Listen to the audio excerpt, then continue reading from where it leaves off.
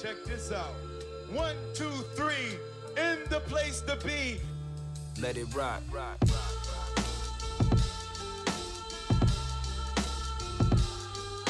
That feeling. My calculations are correct. You think it should be making its way to the volume button? Go ahead, go ahead. Don't worry, I'm gonna do what I'm supposed to do. Well, all right. I am not on. I think we is live, baby. Yes, we are. Ladies and gentlemen, welcome to the latest episode of The Smoke Pit. The last episode that will be live here on Facebook for free for the group. The podcast still will be happening. You'll be able to listen to it kind of like a couple days delayed from the actual live taping of it, which will be, correct me if I'm wrong, Black, but exclusively on Dat Feelin' YouTube live from here on out, right? That is correct. And exclusive to Patreon, right? Yep. There so follow us, like, subscribe to Dat Feelin' Podcast Network on YouTube, and subscribe to our Patreon, and follow us on the journey, man. And who knows, if you join, there may be something in it for you. Aha. Aha. I see what you did there. I see what you did. Maybe something there for you. For the people that's already there, it's on its way. Yes. And then shout out to the individuals. I know I started getting confirmation emails for them getting the shirt. So if you did get the shirt, make sure just to take a picture of it. Hashtag Dat Feelin' Smoke Pit Dat Feelin', either combination of the two. Actually, you know what? Do a Smoke Pit Dat Feelin', right? Yep. And I'll throw that in the group so you guys know how to do that, because I kind of want it to be trending. We all kind of want our group to be trending and to grow a little bit. So if you do get the shirt, make sure you hook us up and do that for us real quick. Yep. So yeah, like Black was saying, next week this will be live. For the Patreons, it'll be live. You'll be able to see it and join in and talk to us. And then afterwards, we'll post an edited video of it on the Dat Feelin' podcast page. So that'll be an edited video. You're not going to see all the live discussions and stuff like that, you know. So again, Patreon, $1 a month. Get in here. You can join in, see us tape it live, interact. Otherwise, you just watching and listening, hopefully enjoying yourself, right? Hopefully enjoying yourself. But you're going to be missing out on the interaction, which makes the show as live as it is. All right. So with all that out of the way, I am Makk, a.k.a. your boy. And this is your boy, Bread Like a King, made us Kelvin Kaylee. Yes. Welcome back to the Smoke Pit. Yes. It's been a long week, my guy. Man, who are you telling? Oh, my God. Bro, I thought Friday was not going to get here. I'm just stuck. I was stuck. Man, it's been crazy. It's been a crazy week. Yeah, it has been busy. It's been a real busy, crazy week. Yeah. Good, because I haven't been that busy in a while, but it's been busy. Right. So go ahead. To cap off, so I actually got to telework from home today, which was something. Yeah, I needed this shit. I needed that shit like a mug. I was like, oh, thank you. So I was teleworking, and while I was doing that, I got a chance to watch Black is King. Have you heard about it yet? Nah, but you know, Facebook and everything blowing up. So that was going to be after the podcast, sit down with a drink and watch this. Oh, okay. Because the description had it as a visual album, kind of like how Lemonade was, how she had. Yeah, it's like one big ass music video, but it's a nice music video. You know what I mean? Is it all new songs? Not all of them. So she's just putting visuals to her music or whatnot. Yeah, some visuals, and then because I know that the Move Forever joint was on there with her and Jay-Z, but that video was incredible. Yeah. So it was really dope how they did it, and they tied it to the Lion King, which made Disney. So they need to do something to save that movie, man. They needed it, but it was it was dope though. It was dope. That live Lion King, boy, the hype going into that movie was Ooh, it was bad. Lion King wasn't a good movie. And Khan tried to give me, she was like, it wasn't that bad. I was like, shit, that movie was terrible. Did she forget about the cartoon? Right. Because you automatically comparing the two. You know what I'm saying? But here's what Aladdin fucked up Lion King for me. Because I was like, the live action Aladdin, I hated it. Yeah. I did not like the live action Aladdin. I'll just put that in the air. I hated the live action Aladdin. I didn't mind it because I think there's stuff like Jasmine's song where she was singing at the end. I was just like, this isn't needed. Yeah, well, Lion King was just like that. So they had songs that were in the cartoon and it was lit. Right. Riff Raff Street. They had that. They had Never Had a Friend Like Me, A Whole New World. So it was just like my childhood was cool. Will Smith is the genie. I didn't love it. I didn't hate it. You know what? I came into it hating the genie, but that's not what I hated about the movie overall. I didn't like Jafar. That was my thing. Jafar was bad. My man's voice was too. I said, I'll be salted. I'm like, you don't even sound scary, my guy. You don't even sound scary. Yeah, Jafar was bad. Jasmine was annoying. She was just trying to get a record deal, man. Like Jasmine I was wouldn't singing. have got on the magic carpet, not for that Jasmine. Nah. We cool. Is this the right Agrabah? Right.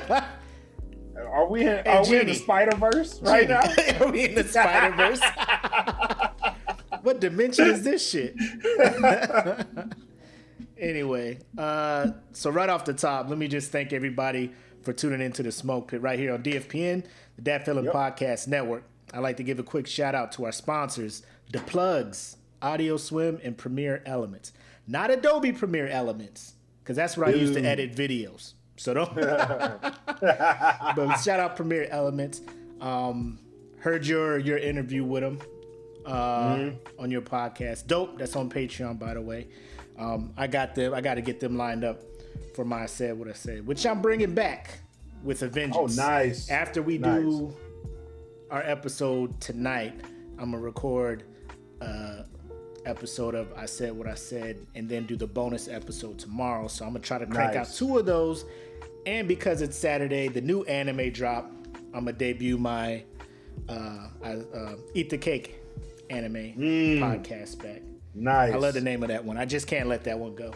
I try to not be a nerd, but then the nerd just keeps coming out. So, but that's what I got going on. It's gonna be a busy weekend. I'm chopping it up. I'm going full throttle with this stuff, man. So actually, while we're on the subject of weekend, I'll be in Arizona this weekend. I'm coming to Phoenix. Yeah. What you doing? Oh shit. Oh shit. What you doing, man? What you doing here? I'm dropping my nephew off. Oh, he's been with us the whole summer. Yeah, so I'm dropping him off. So it's a quick turn? Yeah, it'll be a turn and burn, but as long as I'm out there, I might as well come say hey. You know what I'm saying? I feel you. And if you need a place to stay, we got an extra room for you, bro. No doubt. Yeah. No doubt. Come have a couple drinks, chop it up a little bit. But hell yeah. That'd be dope. So, I know if you guys were following in a group, we were going to discuss the upcoming charity boxing match. It's a charity thing, right? Yep. Mike Tyson and Roy Jones Jr. I know a lot of people are looking at it like, it's a kind of like a money grab, kind of get your name back, like a Dance with the Stars type thing or something. Yeah. But I'm low-key excited because I think Mike Tyson is looking at it like a fight. You know he's looking at it. And like Roy fire. Jones, I don't know if you guys saw the promo for it.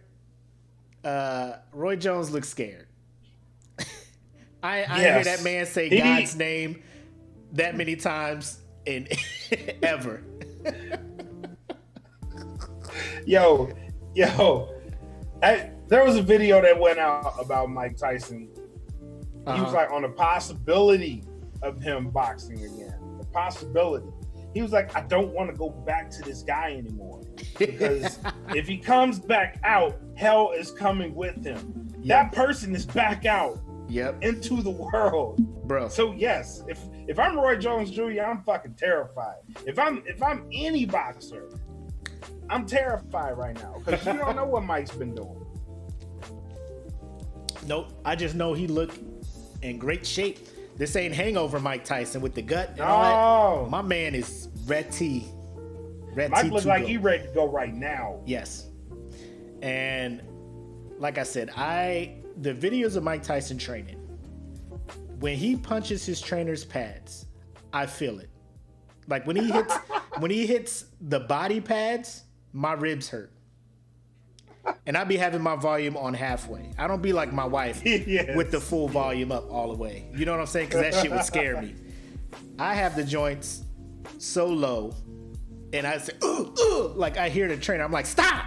The trainer like, stop. He sounds like Street Fighter. Yeah. No more. I'm like, man, he about to go pee blood right now. I don't care how much padding you got on. And then I see, because at first it was supposed to be him and Evander Holyfield, right? Evander had his little... Yeah, it was like three other people before they settled on Roy. Now... And I don't even know how they settled on Roy. Like, that... Roy need that money, I guess. I mean, there's some incentive for them to come in. I think for Mike Tyson, like, I don't think he's hurting for money. He may be, I don't know. You know, because he has the cartoon on Adult Swim. I don't know what royalties he's making from that. Mike ain't hurting. I'm thinking he's not hurt because he's going to different MMA fighters' camps, teaching them kind of basic striking and stuff like that. Because I've seen all these videos of him doing shit like that. I haven't seen nothing of Roy. Now, I don't know if Roy is just sitting on his money. Roy had a fight, I believe, last year. I want to say either last year or 2 years ago. Yeah, he was still fighting. Roy had like a fight at 50. And he got knocked the fuck out a fight before that. But his last fight, I'm pretty sure, I'm thinking that was last year. But the fight before that, I was scared for him. I was like, he's gonna die. He's legit gonna die in the ring. When his career, when he started taking L's, like I was just like, Roy, stop. Like, because now you got people who are just coming for you because of your name. You know what I'm saying? Right. Like young up and comers are like, yeah, I knocked Roy the fuck out. You know. Because after at Antonio Tarver, when he lost that fight, he was the third match, the second match when he got knocked out. Oh, he got knocked out the second match. Oh yes, he did. And then they had a trilogy. Like, that's it. And then that third fight was not good. What people don't know is Roy had been fighting. Roy had been fighting since like '86. Yep. Roy has been fighting a long time. When he got knocked out, Roy was past his prime then. It wasn't noticeable because he was still good. Yeah, but Roy was on the decline when he got knocked out versus Antonio Tarver. Hey, whatever decline, like if it was a gradual decline, that overhand left just it caught him. Yep. His decline was this, and he yep. You knocked out when you hit the steps. Oh, you don't know you hit the steps. His lip drug on the mat, and I only knew that because it was me and Dub, like Warren. I was at his house. You know, we went half it on the fight, and the whole pregame and stuff. We were talking like, "Yo, man, dude, it's crazy to see a fighter in his prime like this, man. To be able to tell your kids, yeah, I've seen this man in his prime." And we was hyping Roy Jones up so much. Like if Roy Jones was to hear our conversation after that L, he probably would have blamed it on me and Dub. Like, why y'all hype me up like that? Yeah, it's like when they about to kick a field goal and the announcers be like, he's hit 77 straight field goals and he's never missed within this distance. And pump, whoop, wide right. It went wide right. That's exactly what it was. Cause he got hit and he fell, and me and Doug was just like, our $50. 2 rounds. 2 rounds. Bro, he got knocked out. He fell in the stance that he got knocked out in. Oh my God. Yo, it was bad. It was so bad. I'm thinking about it.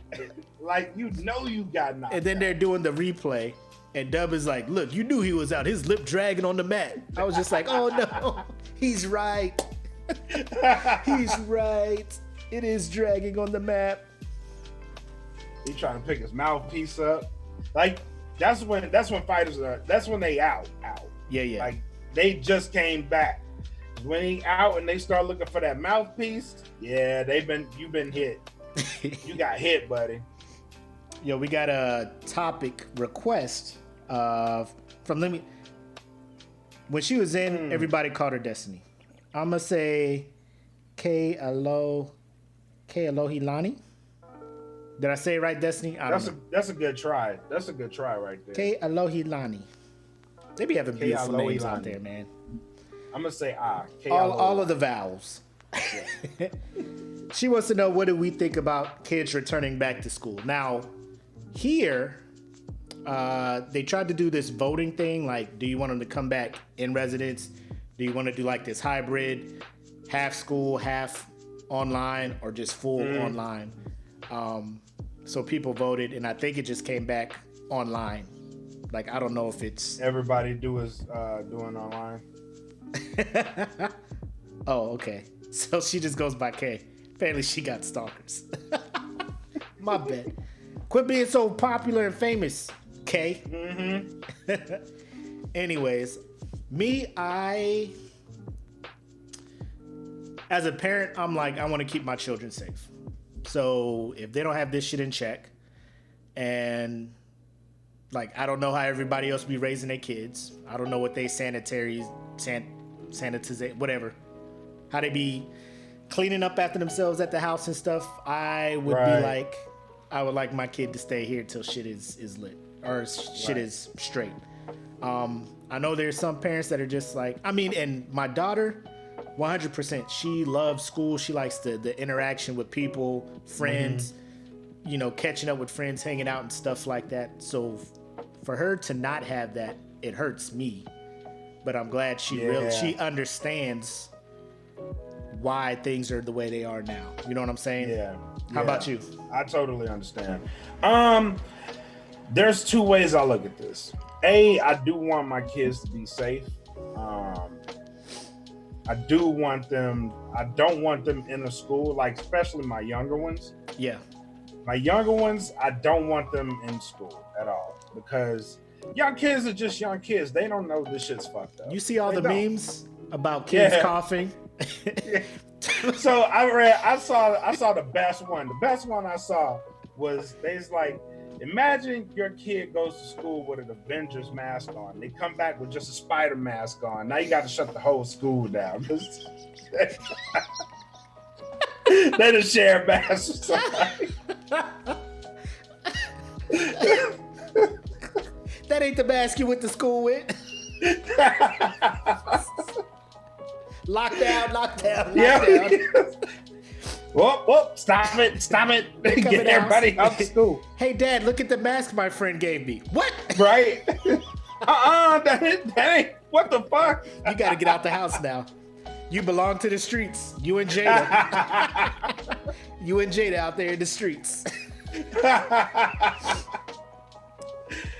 Like, what the hell? Nah, there was one where I didn't give you this mask. It was like, people want their kids to go to school, but little kids are coughing like this, and it was a picture of Godzilla like shooting the fucking fire out of his mouth or her mouth, and like lighting up the whole town. And I was just like, bro, kids be like sneezing, coughing, like there's no defense. They just be like, huh, like, can you imagine that shit?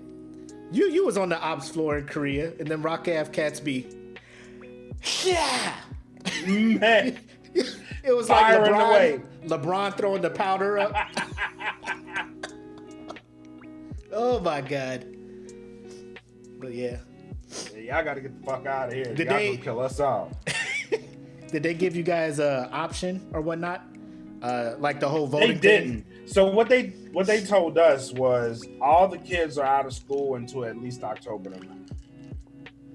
Ooh, So shit. we will be homeschooling until at least October the 9th. Which that's where the other part of me, it kind of sucks in, because my oldest daughter's gonna be a senior this year. Oh, wow.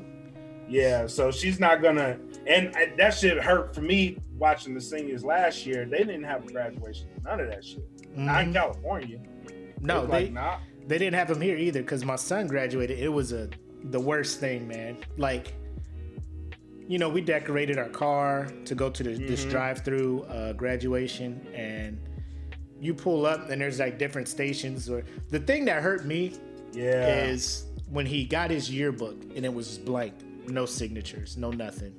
You know, my daughter's gonna be going through the same shit, and I don't want that for her, because especially her, she's like that's the only child I had hope for. You know what I mean? So I wanted all the good shit to happen. That's only what I had hope for. Oh man. But I want all the good shit to happen to her, you know what I mean? But she ain't gonna get it. The small things that you took for granted your senior year, like it all came back to me seeing that he could not have that.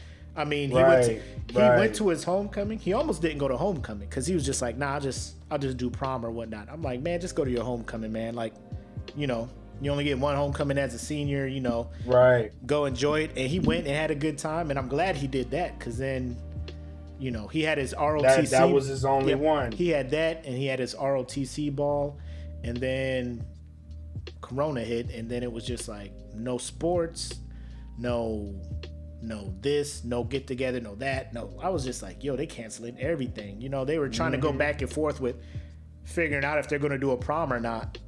They was just like, nah, just cancel the whole year. Just come in your robe, take this little. I mean, we were in that line. It was like, it would probably have been longer to get your order at In-N-Out. Damn. You know what I'm saying?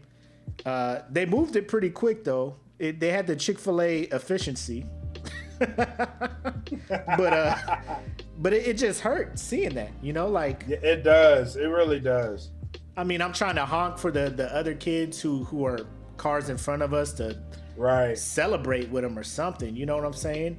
And then you want to go out to celebrate, and then you go to places and have seating, wear a mask, you know, all this other stuff. I mean, it was just a shitty year to be a senior, and I don't want that for next year. Yeah, and it's increasingly looking like it will be. You know what I mean? And I really don't want that for anybody. But I get in being the parents, because the kid across the street from us, they graduated this year, and their parents were sad as shit. I'm like, well, looks like we're gonna be next. Put that sign in the front yard. Yeah. Senior, come drive by and honk the horn. And that's pretty much what it is, man. Yeah. But for your younger ones, do you think that lack of socializing is going to affect them in the least? Like hanging out with kids their age? Yeah. In some ways, my youngest one, it is affecting him, and I can see that because he's used to being around people. Yeah. And not being around people is just like, he doesn't understand, like, hey, I can't do shit. You know what I mean? Like, I can't go outside like I want to. I can't go here. I can't go to my friend's house. I can't do none of that. And he's like, it's like, it sucks. And I'm like, I know. No, it does. I can't. What do you want me to do? Like, so when my nephew came, like, he's been happy as shit because it's been. He got somebody. He got a built-in playmate. You know. Yeah. Yeah, I can see that because he's into sports too, right? Mm-hmm. All that shit, and then like all that stuff gets taken away. Yep. Yeah, I had to tell him, like, it hurt me to tell him football wasn't happening this year. Oh. Like, what do you mean? He's like, Dad. He's That's like, Dad, funny. He's like, Dad, is football happening this year? I was like, nah, man, it ain't happening. He was like, what? He's like, I had my shoes picked out. I had everything. Bro, I had called my Uncle Ty because he always calls my brother. Yeah. He's like, I called my Uncle Ty. Uncle Ty was gonna give me some cleats this year. It's like, I'm sorry, man. I don't know what to do, man. My bad. Bro, it's bad out here, man. It's bad. But they out here trying to force this what you call it down people's throat. This little fast mass-produced this vaccine they talk about works, and I'm just like, I saw a meme.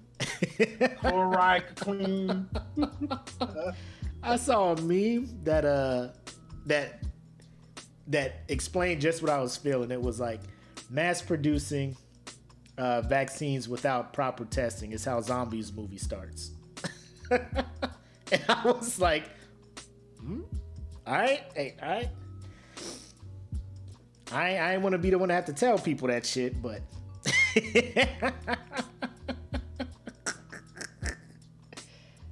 I want to tell people that's that exactly shit. how it starts. Motherfucker just start jumping in that chair.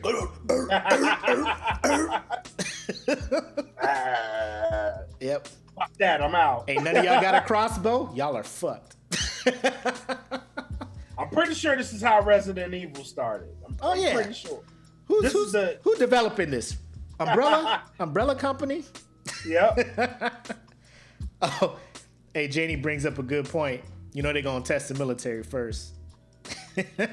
Yeah, they already talking about that shit. Them cats going through basic now. Hey, when y'all go through that shot line,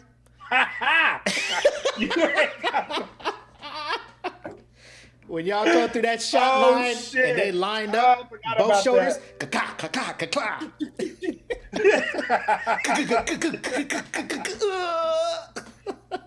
Yo, Then that shit was terrible. Bro. You couldn't even fucking react to it. It's just like walk.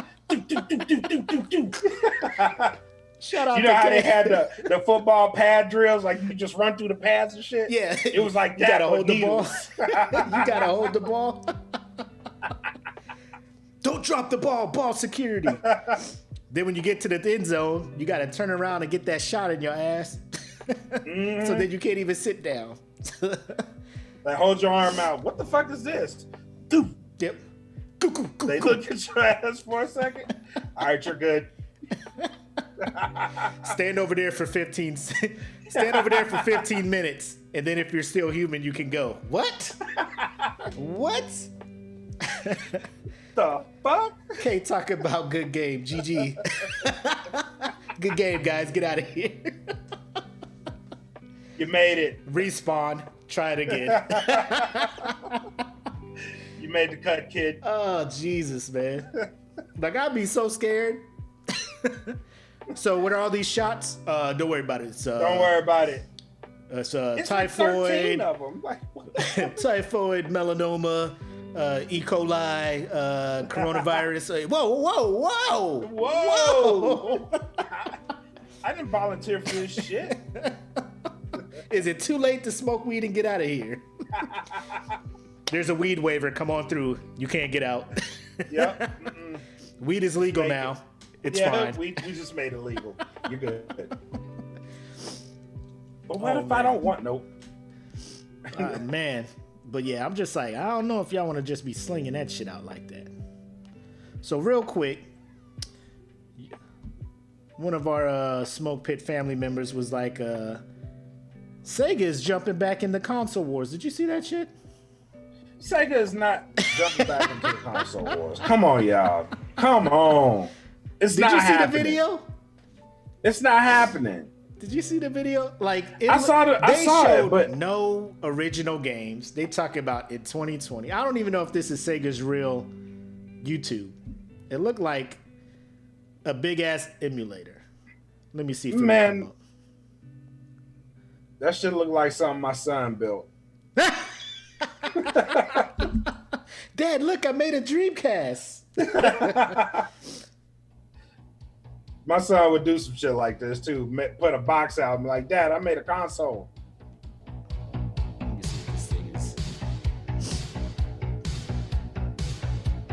So they're like in 2020. So I'm like, are they trying to drop with the big boys?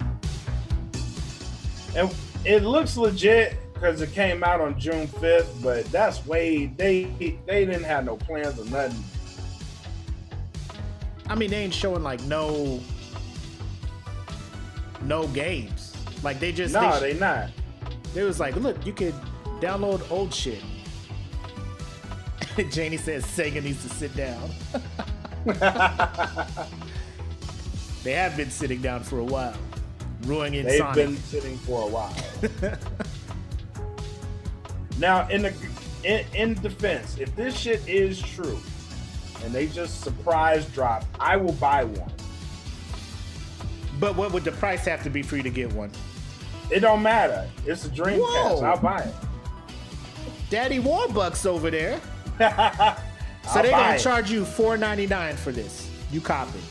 Nah, that's too high. I would say $199, like $200. Yeah, about $200. I'll buy that shit. Cause they talk about play the classics, and I'm just like they ain't telling you what none of this technology is. Nope. Nah, a good $200, I'll buy it. Depending on all the games, cause that classic Super Nintendo I got some hitters, and that whole was only like $70. See, they're showing Gears of War shit. I'm just like, I know Microsoft ain't give you permission for Gears of War. So my thing about it was, I'm pretty sure Nintendo owns Sega. They got to.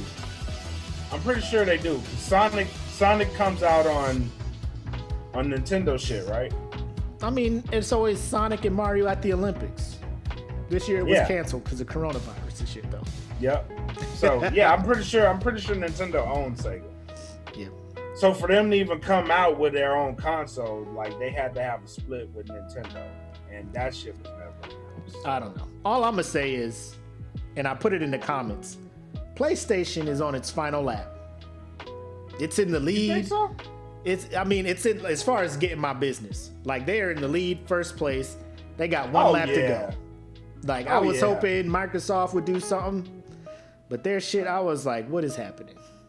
I told somebody near and dear to me that, and this hurt me to say it, I was like, if Halo does not is this Coley you talking about? Yeah. I was like, if they don't come up with something, I'm done. I'm going to PlayStation. Hold on 1 second. Yeah.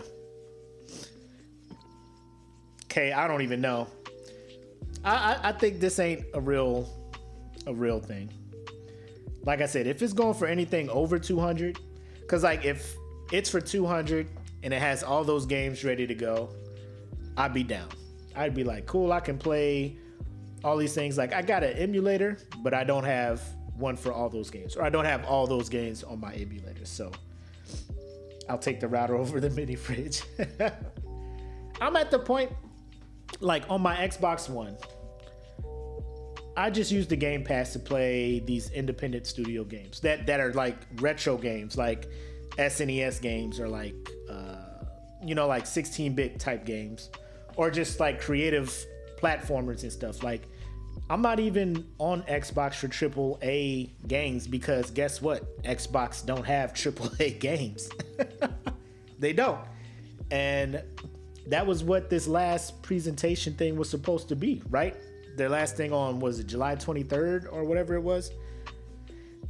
They opened up with Halo, and I was just like, all right, it's kind of got this open world thing, and he has a grappling hook, and like, I don't know. The story seems legit or whatnot, but every other thing, like Hellblade, the other exclusive that I was excited to see that they dropped a trailer for at the Video Game Awards last December, they ain't even nothing new. It's been 7 months, and y'all ain't dropping no new gameplay of Hellblade 2? Nope, nothing? Okay, cool. And then Fable at the end, like just another CG trailer, like no gameplay, no nothing. And this is they don't have exclusives to keep up with PlayStation. They really don't. No, because they can't get any Japanese developers to work on their games. Right. They have Halo, and that's it. And Gears. And Gears. It ain't it, man. Because PlayStation 4 to this day, now, in the console's last legs, PlayStation's good with that. Because they did it with PlayStation 3 when they dropped Last of Us. And that thing had my PS3 screaming, trying to use every ounce of RAM and power it had. And listen, The Last of Us 2 on the PlayStation 4 is probably the most beautiful game I've ever seen. And probably one of the best games I've ever played story-wise. Only second to Last of Us, because I love that story. But The Last of Us 2 is one hell of a game. And it's beautiful, and it's on the PlayStation 4. Yep. And if they're touting this shit on the PlayStation 4, I'm getting a PlayStation 5. Because I know that Spider-Man about to be off the charts.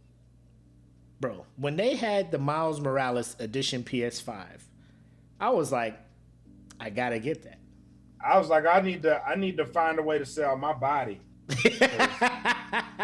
This shit got to happen. It's gotta happen. I need it. So right now, you saying you just buying the one console, the PS5. Right now. Series X does not have your attention at all. No. They got one more thing.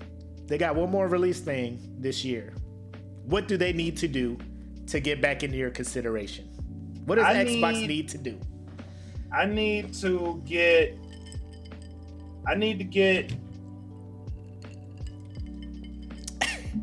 I really need to get a Halo gameplay that excites me. I need that. I need another exclusive title that is going to hold my attention. Because let's just face it, besides Halo, and even Halo's falling off, besides Halo, Xbox really ain't got nothing right now that I really want to play. Everything else I want to play is, I can play that shit on PlayStation. Yeah, a lot of people have been saying they got a PS4 and a gaming lap or a computer. Most of the shit Microsoft puts out, they do it for both, or they'll throw it on Game Pass, right? Microsoft's thing is they want you to subscribe to Xbox Live, and with Xbox Live, they want you to subscribe to Game Pass, and that's how they make their money, because you're paying them $16 a month throughout the year, and they're like, we're getting our money's worth without you having to buy the console because you got it on your computer. That is exactly how they're getting it. Yep. And they just keep putting. Now the shit they put on Game Pass, they're fun games, but they're not. You know what I'm saying? They're not AAA studio blockbuster. Them shits games. was fun. Like most of them shits was like I'll play them back in the day. And now, they're probably like so much. 9 hours playtime, and you beat it, right? You're like, damn, that was a pretty dope independent game. Like, I hope this company does more. And then that's it. Right? On to the next Now, game. when they had the exclusive releases on Game Pass, like they did Gears, they did a Gears release on Game Pass. Right. That was actually worth the Game Pass because I actually enjoyed Gears 5. It was cool. I fell off of Gears after 3. Like when Gears 4 came out, I'm just like, why is there so many Gears? Like, why is it Microsoft looking? Because I think Epic's the one that does Gears, right? Epic Games or whatever. They also do Fortnite. And they are like, you could go and find other companies to give you blockbuster games. Like, just pay people. Like, if you went to Japan, Microsoft, and you brought buckets of money and paid them, you could get some Japanese developers to develop some shit for you. You can. You really could. Because they almost, I just read a story, they almost had exclusive rights to Resident Evil. Because when Capcom and Sony were butting heads, that's why Resident Evil 4 was exclusive for the GameCube for so long. Because they went straight to GameCube and was working with them with all this shit. So Microsoft, they went to Microsoft first because they knew they were like PlayStation's competitor. And the dude was just like, yo, so, you know, he asked like this basic ass questions. So what does a game need to be for you to enjoy it? Right? and they probably gave him some monetary. They didn't say exactly, but their answers were not like somebody who was like who plays games. Their answers was more like business wise, right? Like ASAP these things, and he just they said my man just bowed and bounced, and they were like, so what? So did we get it, or is it good, or what? Nah. He was like, fuck y'all. Yeah. My man went over to Nintendo. Nintendo was like, oh man, we got games over here. We got them games. Oh man, let's see what else we got in here. Oh, that's our live video. Oh, did you see this shit? Yes. Yes. The beer. Let's talk about it. Hold on, let me see if I can get some sound on this shit. Shout out to Vargas, Angel Vargas, for this video. This is a really good idea, actually. I like it. Center, face. Attention orders. The president of the United Barracks Drinking Association, acting upon the recommendation of the Secretary of the Drunk Army, has placed special trust and confidence in the patriotism, integrity, and qualities of one Adrian Bailey. In view of these special qualities and his demonstrated potential to serve in the higher grade, bystander drinker is promoted to the permanent grade of I am the captain now, pet partier, by the United Drinking Association of 8 November 2018, by special order of the Secretary of the Association, signed Niels Acosto. That's so great. Bro, it's so crisp, man. Look at the movements.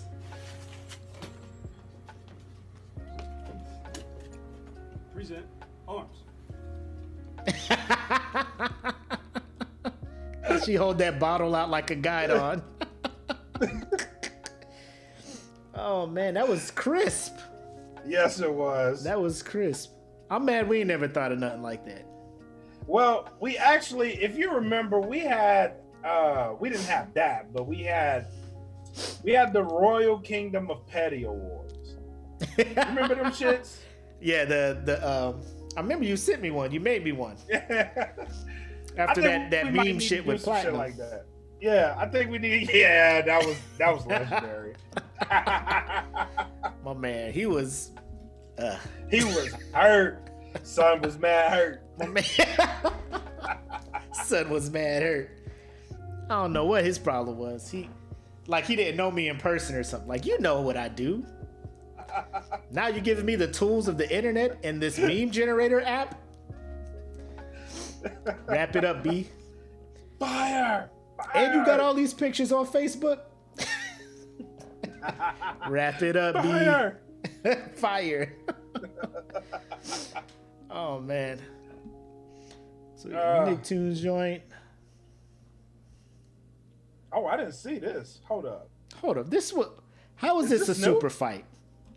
Yeah, this was 4 hours ago. I've been prepping, and that's why. Daniel LaRusso versus Bruce Leroy. If y'all don't, how you say it, Kaylee? It's just one word. Get your ass up. Boy, if you don't get your ass. Boy, if you don't get your ass out of here. That is what this one is. So if you're not watching the video and you're listening to the podcast, it's a fight poster. It's a mock-up. And it's like the super fight of 89. Daniel LaRusso from Karate Kid fame against Bruce The Leroy super fight of Green. 89. Bruce Leroy Green from The Last Dragon. Who will be the best around? 3 rounds of full contact martial arts. Sweeping the leg will not be this prohibited. one, because shit. You think you? I mean, LaRusso gonna get his motherfucking ass whooped. Okay. With Bruce Leroy. Okay. Anybody out there want to debate? Anybody want to debate this one? I don't think so. Because even who posted this one? Shout out to Rob Chantel Gibbons. So they posted it, and he is laughing as he is posting it because I think he knows Daniel's son is going to get his ass whooped. Why, Bruce Leroy beat the brakes off of Daniel LaRusso. He ain't even got to get the glow. No, that's what I'm saying. Yeah, he ain't got to get the glow. Level 1 Bruce Leroy. Hey, my man, what's happening?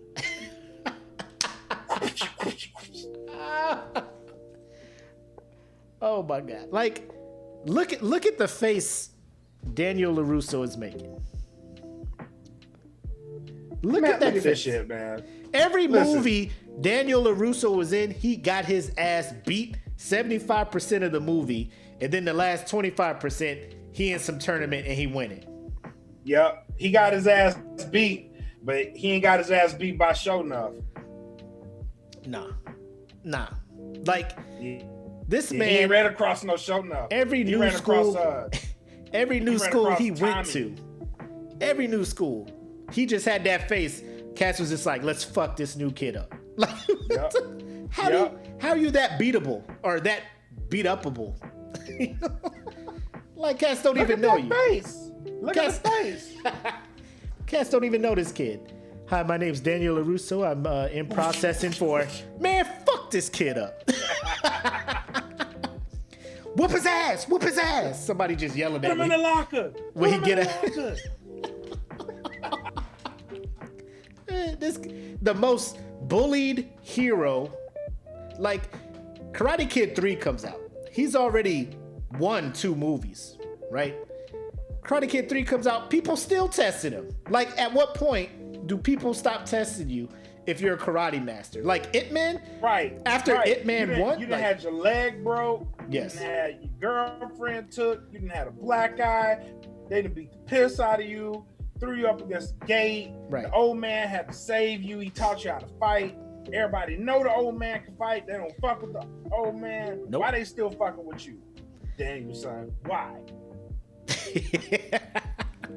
Cause you a bitch. Like, how does your reputation not precede you? Like, you win in kung fu karate tournaments, national tournaments. You know what I'm saying?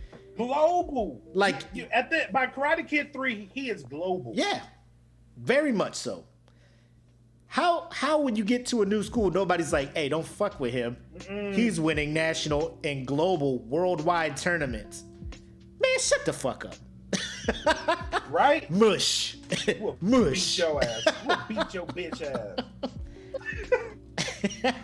I'll beat your bitch ass. Mr. Miyagi ain't here now, huh? Yeah, bring your ass here. You ain't shit without that old man. We'll beat your ass. Uh-oh, what? No. And here go Mark. Look at Mark. Come on, Mark. Come Look at on, Mark.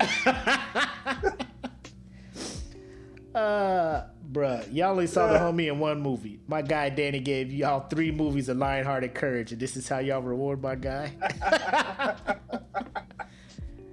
Bro. Man, they beat the piss out of Daniel, son, man. All the Daniel times. ain't eat- And then, to be honest, there shouldn't even have been a Karate Kid 2. He should have died in Karate Kid 1. How do you fall for that crane kick? It's the most televised, the most broadcasted, telegraphed move. Like, yeah, looking back at it now, it's like, oh, actually, this reminds me, this whole shit that we talk about reminds me of In the Damn. Have you listened to the damn podcast yet? Oh, you talk about Ricky? No, not the Ricky joints. Oh. I'm talking about, they just, if you go to Dat Feeling on all your streaming services, look up Dat Feeling podcast. Look up, I think it's the last episode. It's the damn podcast breaking down the classics. And the way they talk about the classics is how we talk about this movie right now.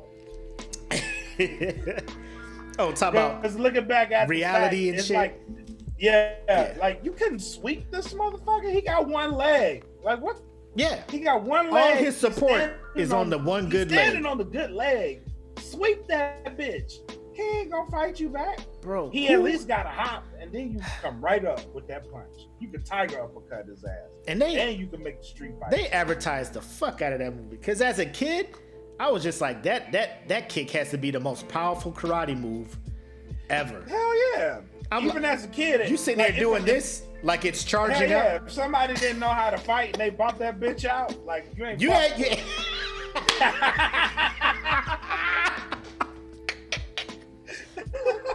you like, I'm about to fuck this kid up, and that kid stand up in that crane. Nah. This motherfucker He probably couldn't, but I was gonna fuck around and see if he could.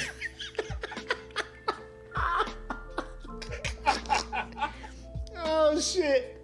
But that stance probably stopped 45% of all fights. Yo, if you saw a motherfucker on the playground do that shit, like if they about to fight, Yeah. you do that shit, all the other kids go, Ooh shit! What he finna do?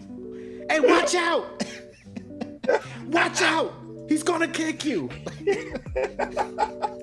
The other kid is like, oh shit, he might kick me. He might just. I don't need this shit. Oh, I didn't see this one either. I know y'all been putting up some shit today. Y'all been on one today too, by the way. One has to go. Sour Patch Skittles, gummy bears, or Starburst. Ooh. I'm not a big fruit candy person, but when I do dabble in some fruits, I'm not a candy person either, but by default, gummy bears gotta stay. yeah, Like if I do fuck around and go into this world, that's the first thing I'm going for. them Haribos. Like when I get off of keto, like that's the first shit I go for. Give me some motherfucking gummy bears. My stomach gonna hurt like a motherfucker, but fuck it. I will say, off the top, without putting too much thought into it, the package of Starburst they have, the original, I would say that can go. Because ain't but 2 flavors in there I'm fucking with. Now, when they came out with that all reds or favor reds one that has the pink and reds only, them is delicious. These ones, like I open it up and I see like 8 yellows, 7 oranges, and like 3 reds. I'm like, man, get the fuck up out of here with this, man. But I'm not really a Sour Patch Kid guy myself. I would be more comfortable getting rid of that shit over some Starburst. I hear what you're saying. And because I got gummy bears too. Like, I don't need the sour shit. It's an acquired taste. Right. You know? And I've acquired it. Now I can't fuck with it every day because that shit will destroy the roof of your mouth. Yes, it will. Like raw, you will have sores on top of your mouth if you eat a whole bag of Sour Patch Kids by yourself, raw. Like you won't be able to eat shit. True. Now this shit here, the parachute at PE was probably. Oh my god. Shit. You know what? It's funny how much shit you forget about until you see I shit saw like this picture. Yeah. Like I totally just, I guess I repressed the fuck out of these memories, but man, devious shit used to happen under these, bro. We had this game, and for y'all who are just listening to the podcast, we're looking through some of the posts in our fan group, the Smoke Pit Podcast fan group. If you don't know what it is, join it, follow it on Facebook. It is the most entertaining thing. It's probably the best 3 seconds of Facebook interaction just to join this group, and it pays for itself. I swear to God. It does. It really does. But it's a picture of, and hopefully you guys are old enough to understand what I'm describing. When you used to go to PE, this is before they called it gym. It was called PE, and you would show up in there, and they had the rainbow colored parachute laid out on the gym floor, and you walked in there. You knew as soon as you walked in there, it was about to go down. You knew. I was like towards the end of the line, so the people in front of the line, when they go into the gym, you just hear, oh, whoa, and I'm in the back like, y'all hurry up and get in here, boy. It's about to move the line. Let's go. You get in there and you try to sit by your favorite color. I always try to sit by the blue color, and then it'd be some ridiculous game. Like they put all these like foam Nerf balls underneath the parachute, and then they would lift it up, and then the people who aren't holding the parachute would have to go and grab as many balls, as you can and come out. And then if you got caught under the parachute, you were out, and then you had to try to catch people and shit. That for as simple as that game was, and I think PE teachers knew that shit. Like, they didn't have nothing planned. Like, oh shit, the fuck I'm gonna do today? Put out this parachute.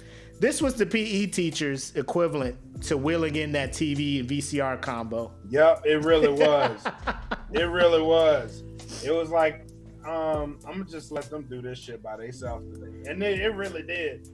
It paid for itself. Yeah, like my PE, and for some reason we always had to call the PE teacher coach. Our school had not. Yep. Our school had not. Our elementary school had 0 sports teams. Nothing for this person to be coaching. Nothing for this person to be coaching. Hey, coach. And they turn around. Yeah, what's up? Like, bitch, you ain't coaching nothing. Hell no, you ain't.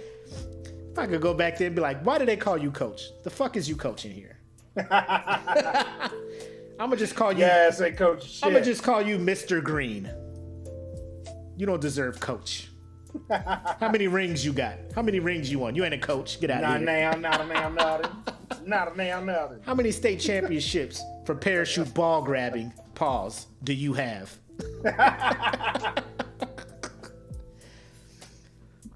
Man, but this was lit. I don't know what game they're playing. They just all sitting under this hot ass parachute with these hoodies and shit on. I don't know, but we used to we made up a game called dodgeball. So like half the class would hold that shit. Yeah. The other half would be in there, and then it was like every 5 minutes you switch. Oh, so y'all playing dodgeball underneath the underneath the shit, so nobody could run. So if you was under that bitch, you was in there. Oh, so the people on the outside were throwing the balls? No, the people on the outside were holding that bitch down. And so like half of them would hold it down. Yeah. The other half was split into 2 teams, and you play dodgeball. Oh shit. I never even thought about that. Dog.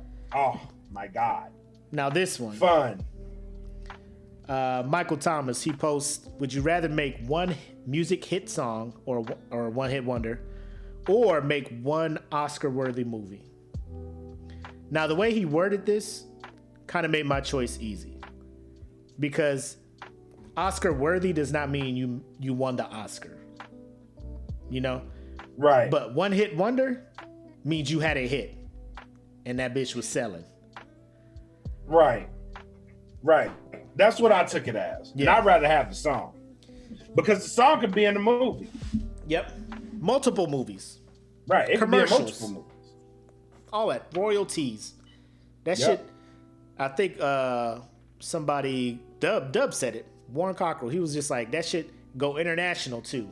And then you get fame going over there singing your shit, you know? Right.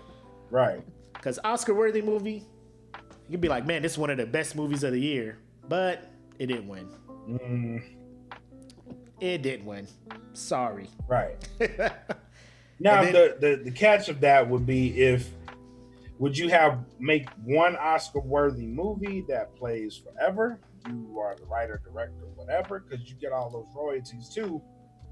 That check might be nicer than a one-hit wonder, but I don't know. The way the question was worded, I say it'd probably be easier to make the one-hit wonder for the effort of making the one-hit wonder compared to the effort and the budget and all that shit is going to take to make that Oscar-worthy movie.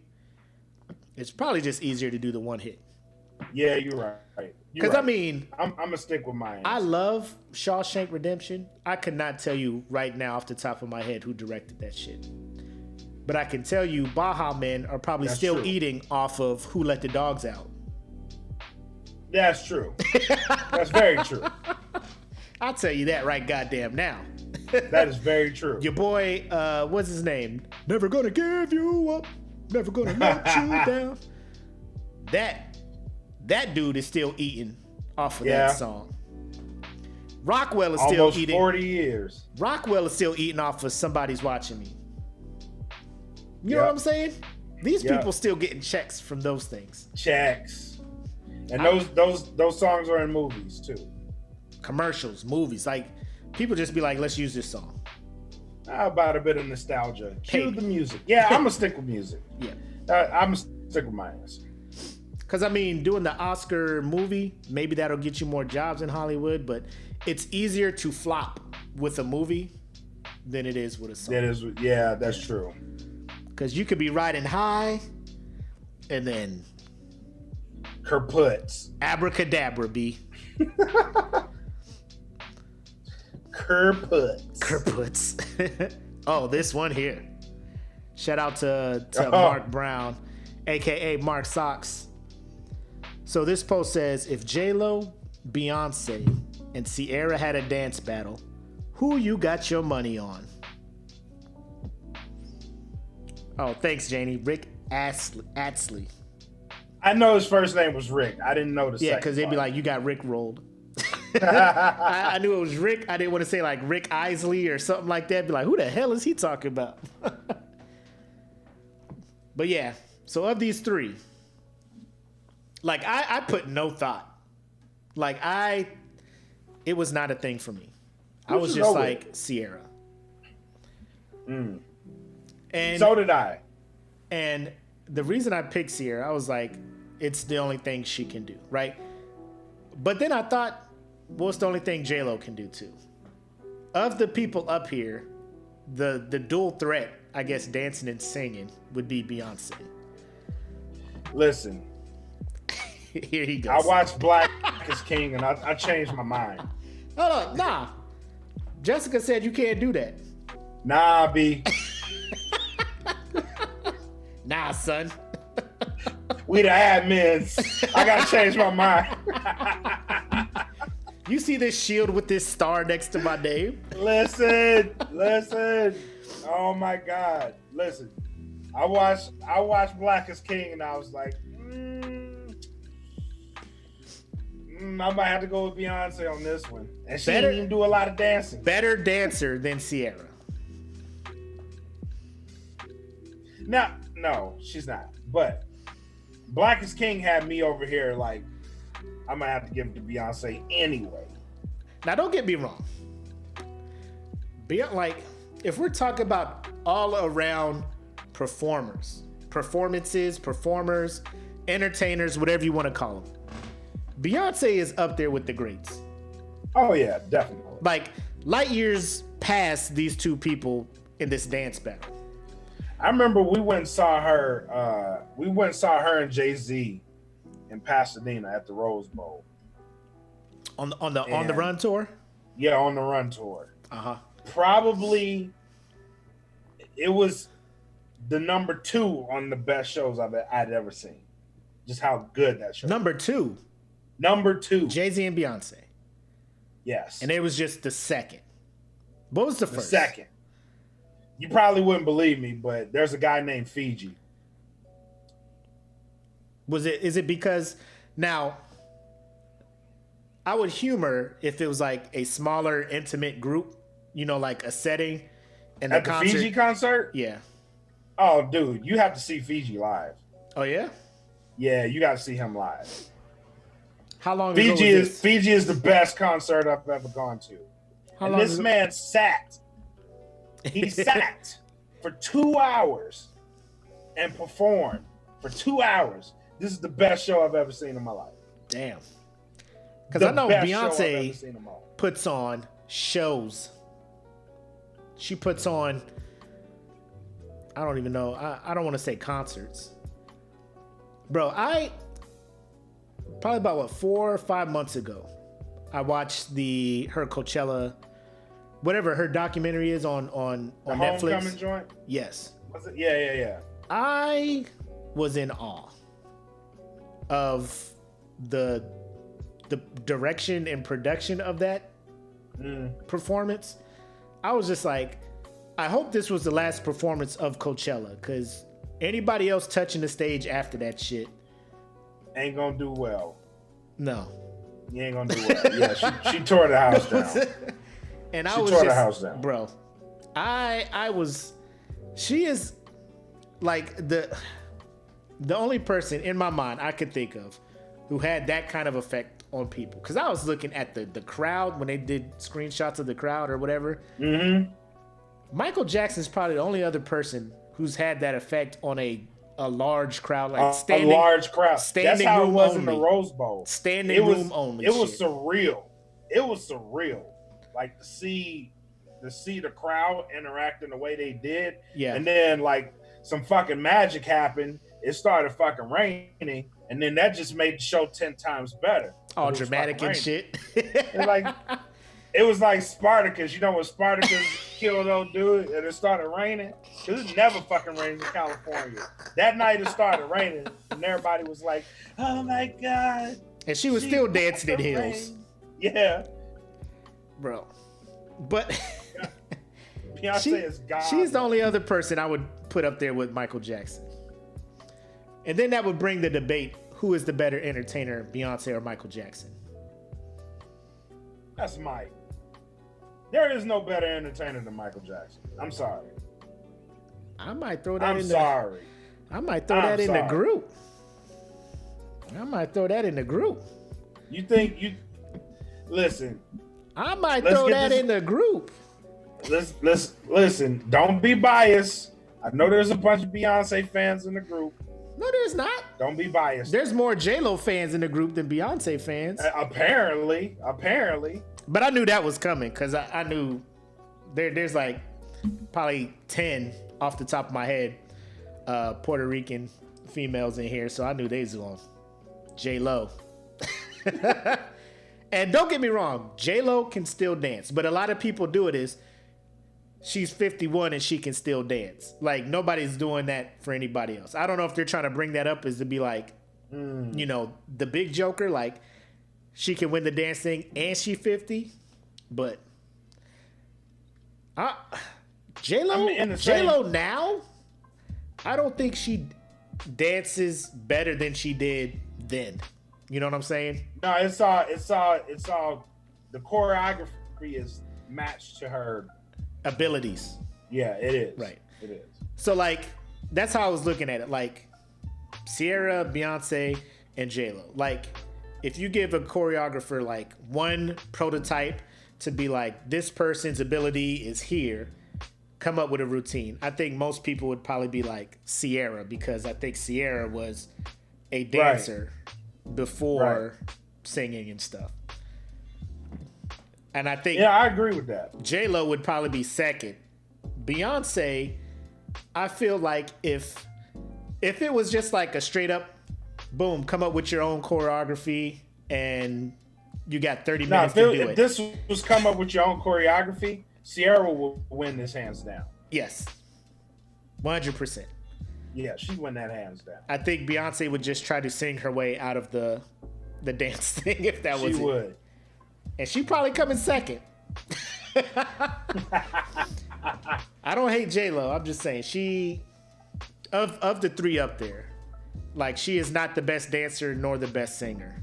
She is the best at being mediocre at both or being good at both and not great at a jack of all trades, master of none. Pretty much right. Yeah. I get where you're going. Yep. What up, Croc?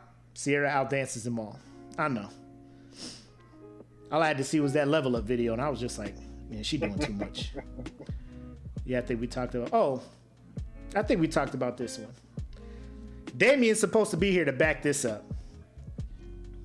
I know. I wanted to talk to him about that and his Mike Tyson video. We'll get to him. Yes.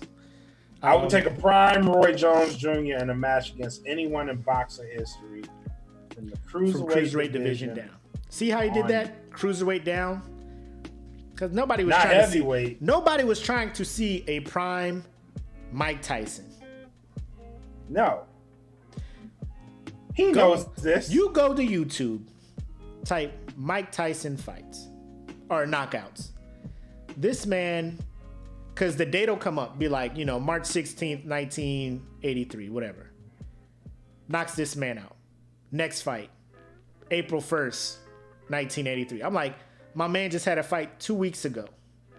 Listen, and he fighting again. Mike Tyson. My man had easily like 20 fights. Insane record. He has an insane record. There, in the span of 11 months, this man fought 7 times. Yes. Knocked out 7 people and captured the world heavyweight title. Yes. Like he had as many fights in a month as you get paychecks in a month.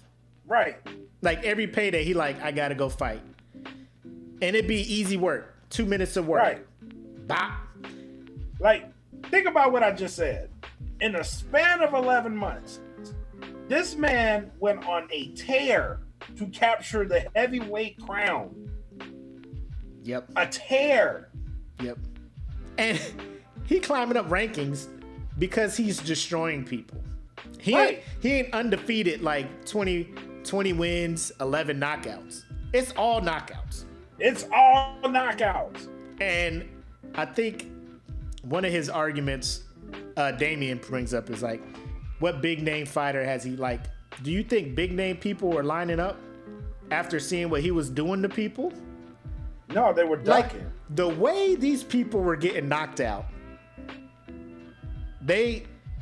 I don't know what their living conditions are today, but it was easily like brain damage happening. These people were getting laid out, head snapping off the mat. And then like Mike Tyson back then, like he would go over to the corner and try to like hug and hey man, you know, it's just like this was prime Mike before he started doing this I'm gonna eat your children type stuff. I'm talking about he was knocking you out, then trying to help you up after they count to 10. Like, hey man, I have a great argument to why Mike Tyson wasn't the same. You trying to save it for Damian, or are you gonna bless us with it? Nah, I'll put it on him too because I want his reaction. But yeah, Mike Tyson with Cus D'Amato and Mike Tyson once Cus D'Amato died were two different Mike Tysons. That Mike Tyson wasn't gonna come back once Cus D'Amato died. That was his man. That was his trainer. No one had fucking point. No one had as much input on Mike Tyson's career and his training than Cus D'Amato's. Once that man died, Mike Tyson was not going to be the same. It just wasn't going to happen. That is no matter how hard you tried. I didn't even think about that. The relationship between a fighter and their trainer. Yeah. Because I think the movie Rocky probably did that best. With Rocky and what's the dude named Mickey? Mm-hmm. And how close they were, and then Mickey dies, and you know. Right. Yeah. It's just, and in the same breath, that's why you will probably never see Floyd fight again. We'll probably never see that. I don't know. Because his money Uncle drives Roger this died. dude.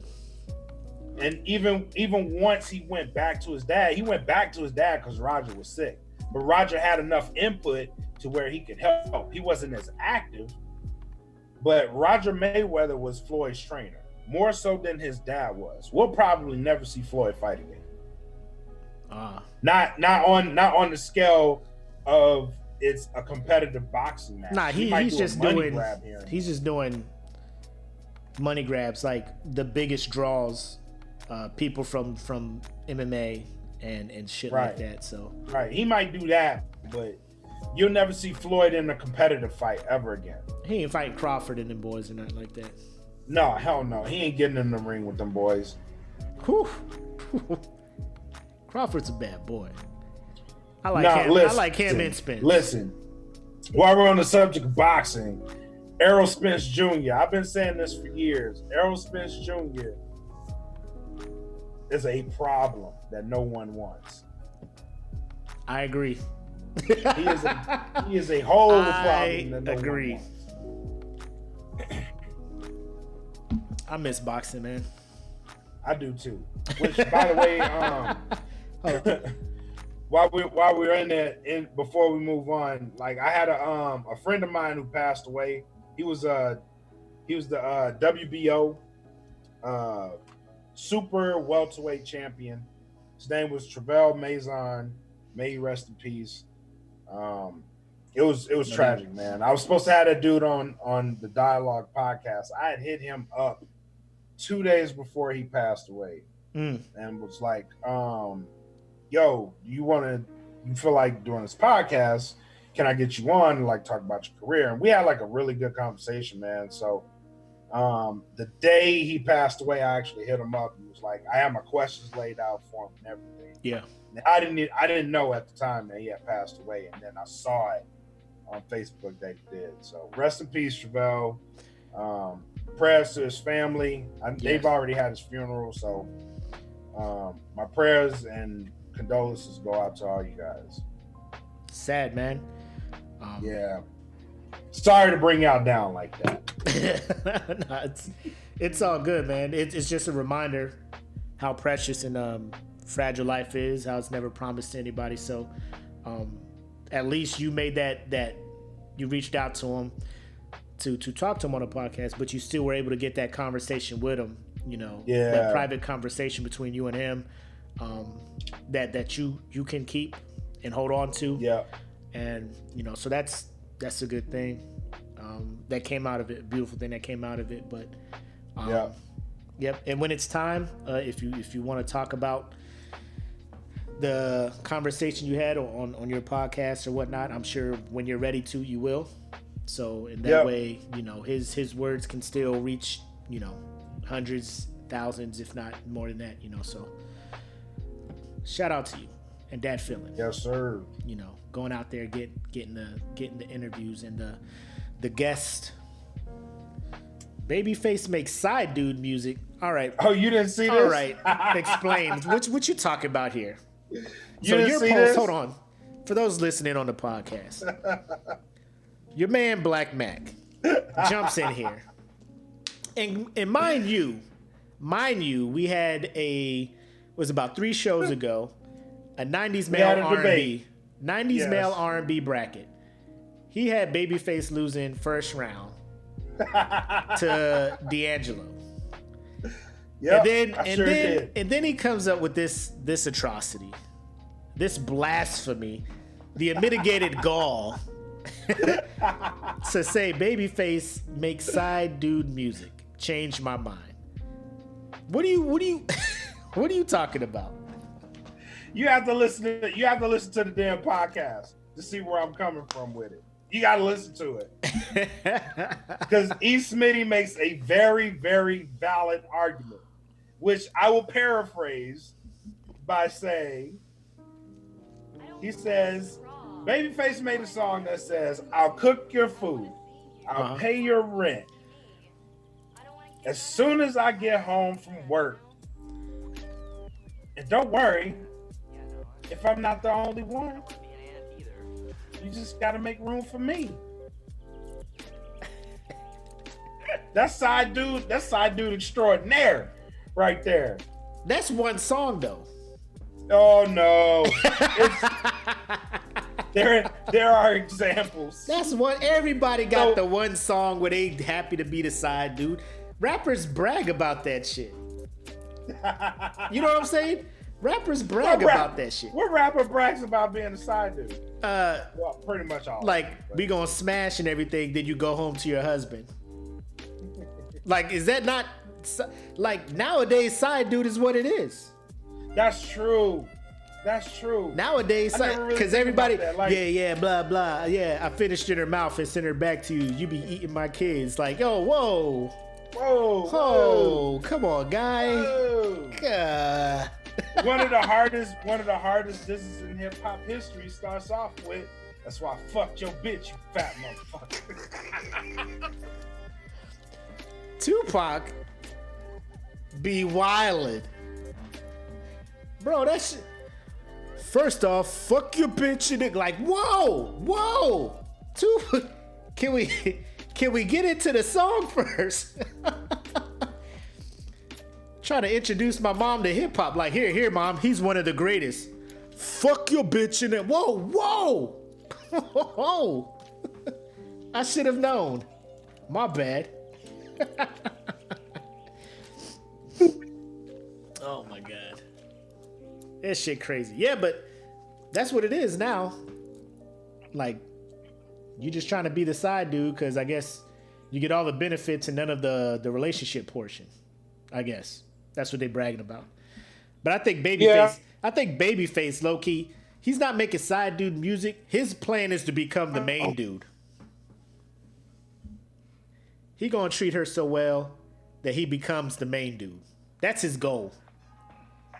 Cause he light skinned. Babyface? Cause he light skinned. And my man named Babyface.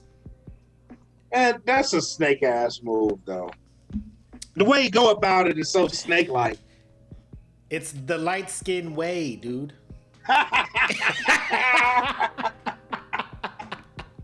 It's the light skinned way, bro. Come on, man. This is the way. We do. This is the way. It's tactical. That's what he's doing. He's being strategic. He's being tactical with how this is going to work out. That's what he's doing. Oh my God. Oh man. So while we're talking about light-skinned dudes, I was listening to, so like based on what you're listening to, Amazon Music will set up a station, a custom station called your soundtrack based on what songs you like and stuff. Right.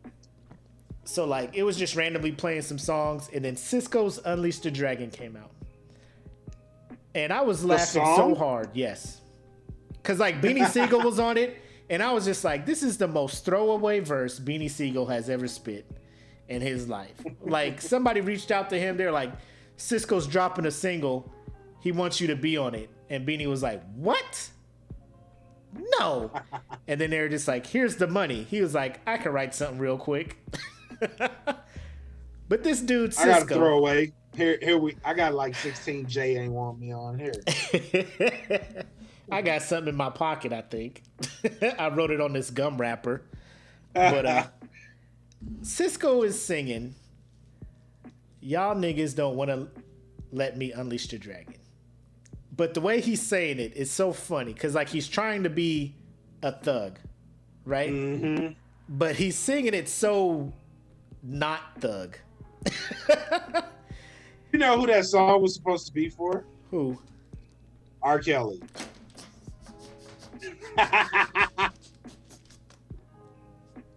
He was supposed to be a threat to R. Kelly in the early 2000s? It was supposed to be in the early 2000s. Yeah, it was. It was like right before Oh, they were beefing. Yeah, they were beefing. It was right before Best of Both Worlds came out. Because then R. Kelly had that Cisco diss and the one of the joints on there. That song popped up too, Best of Both Worlds on my thing. And I was like, oh man, what could have been? What could have been? Yeah. But was not. It's not. They messed that all up. That was supposed to be a dope album. Then they came out with a second one. I'm just like, have y'all not learned? I didn't even pay attention to the second one. What was that SpongeBob one? How many times must we teach you this lesson, old man? This is not going to fly. How many did y'all sign up for? Because this is too much. That second one, I think Jay-Z was just like, we just had this 2-record deal with fucking Trackmasters or some shit. And go ahead and put this shit out. I got more albums I need. Uh-oh. Here we go. Apparently, Maxwell's song, This Woman's Work, is in both of these. I legit thought this was a troll job. No. It's true. Yes. And I know how you feel about this song based on Love and Basketball. Oh, I put it in the comments on this. I put exactly what I felt about it. There it is. You mad. You mad. And then Bonnie, I haven't seen that other piece of garbage. Like, yo. She ain't even see it. She know it's trash. That could have been an Oscar-worthy movie. You know what I'm saying? Could have been. And look, people calling it garbage. See what I'm saying? You got to get that one-hit wonder. This is how we supposed to back up earlier arguments. This trash-ass movie. Probably one of the best movies ever made. I don't know. I haven't seen it either, but I'm not going to go out there and be like, it's garbage. That shit is in the $2 bin at Walmart. It can still be good. It could still be good. That shit probably trash. I know Love and Basketball is trash because of your boy Omar. Worst actor. Probably, you know who's a better actor than Omar Epps? The black bald dude that looks like Boykins, that plays the bad guy in all the movies. You talk about Bokeem Woodbine.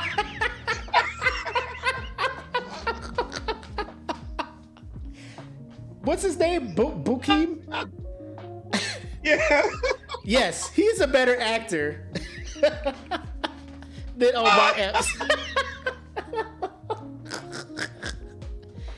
He is 100% a way better actor. There is nothing that Omar Epps has been in where he has improved the quality of the film. Oh, fuck. That was so fun. Am I the only one? Am I the only one that thinks Omar Epps is not a good actor? I'm stuck on the Bokeem Woodbine shit. But he's... Is my man not a better actor? He is. Shit. I didn't put two and two together. He was like, Boykins. That's the only way I can... Because I never remember his name. But I just be like... It only works for people who know Boykins, though. It only works for people who know Boykins. Oh, fuck. That is hilarious. Oh, my God. I'm glad you knew it, though. Book Yes, I got it immediately. Right. Omar Epps is not a good actor. Let's see what else we got here. Oh, these things. My man. When's the first time you saw one of these? They're called camel spiders, by the way. If you're not watching the show, you're not watching the video. The first time I actually saw one was in the D. We went to the D. And I went to sit down and I saw that bitch running across the tent. And I was like, what the fuck is that? So if you're listening to the podcast, just Google camel spider. And then thank us later. Or be mad at us later. I don't know. Look at this motherfucker moving this shit like a goddamn bulldozer. This video actually doesn't do this thing justice. It really doesn't. It really doesn't. Like, until you see one in person, you will never. It's like the elk. Not the elk. You know what would have been better? Moose. Like if you put something down next to it so you can reference the size. Right. You know? But it's like seeing a moose. Like you never truly know the full legend of this shit unless you see it in person. But this bitch, it's like it is. If you're afraid of spiders, this shit will probably give you a heart attack. This hoe got 10 legs. 10. And people are like, nah, it's 8. The first 2 are like his arms. What? What? What do you mean? Mythological creature. Are you talking about got 8 legs and 2 arms, my guy? Like this ain't Scorpion King, nigga. Like this is a legit thing that, and here's the fucked up part. When it's hot, it will follow you to stay in your shadow. In your shade, yeah, in your so shade. you think it's chasing it will you. Follow you. And these hoes is fast. So if you try to like pick it up double time walk, the shit will run that to bitch keep is up following with you. It is following you. It is following you. And it got 10 Listen. legs. It can keep up. Y'all want to know why so many motherfuckers come back from war religious? That bitch is probably one of the reasons. They all in the chapel services. Oh man. Like, the first thing I ask myself is like, what the fuck is that and who made it? Who made this creature? Because God didn't make this shit. This isn't one of the animals that was on the ark. This nigga was made. This just now, like recently. Ain't no way Noah let 2 of these things on the ark. Ain't no way Noah. 1, 2. Oh, 2 of y'all? Nah. Ain't no fucking way. Ain't no way. Oh man, bro, first time I saw this, I think Kel talked about it in the comments. We were doing security in our raggedy little makeshift ECP full of sandbags. We don't swap them out. They just been there 7 whatever months. And it gets dark. We ain't got no light out there. I sit down in the chair. It's like dusk. I think that's what you call it when the sun is setting. Mm-hmm. And I sit down, sandbag like this close to my face. Like right here. Oh, that bitch was on the sandbag?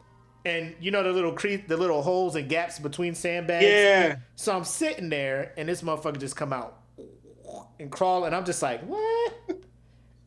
And all I did, look. I looked, and then I just picked up my chair, my little folding chair, folded that bitch up. I sat that bitch outside behind the ECP, went back in, got my gun, sat it next to my chair, and then the person I was come back out here with shoot, yo. Bro. I'm like, obviously I'm in your home, sir. Let me excuse myself. Sir, I had no idea you were home. Allow me to leave. So like I leave. Nope. I get up and I start doing this. The person I'm doing security with's laughing like, what? You scared of these spiders? Uh-huh. As he's getting his shit and placing it next to mine outside. Like, it's like, don't do this to yourself. We could both be scared. We could both be scared. It's okay. Bro, trust me. We could both be scared. If you see, it's okay to cry if you see it. And then no one's gonna blame you. This is when the homegirl Naomi Kramer, shout out Naomi Kramer, she was like, McCoy, let me tell you something. Every man in this world has 2%, at least 2% bitch in them. There is not a 100% full testosterone driven dude. It's okay to be scared. And like, I didn't need her verification. I didn't need her to let me know. It just made it a little easier. Yeah. I know that because I'm scared of the motherfucker right now. The way that thing came out just so like, whoop, like if it wanted to, it could have had my whole face. Yeah. No problem. Rah. Well, tell the kids I love them. A xenomorph's about to be born out of my chest in a minute now, so. I'm so sorry, y'all. It got me. Yep. Hell yeah, them bitches, man. When I saw this post, I just wanted to see the comments because I know some funny shit was about to be said. Because everybody who's seen one has a funny story about it. Bro, because you never seen anything like that in the States. No, you haven't. Like this? it was so bad. It was so bad that my fear of spiders just kind of went away. Because as long as I didn't see that bitch, I was fine. I mean, Korea has some pretty big spiders too. The banana spiders? Yeah, them banana spiders, they were pretty big. I wasn't afraid of them motherfuckers. I was only not scared of them. I mean, the only time I was scared, it was at night, and I am taking a shortcut from one spot to another. Like if you are walking somewhere where there are trees at night, and all you feel is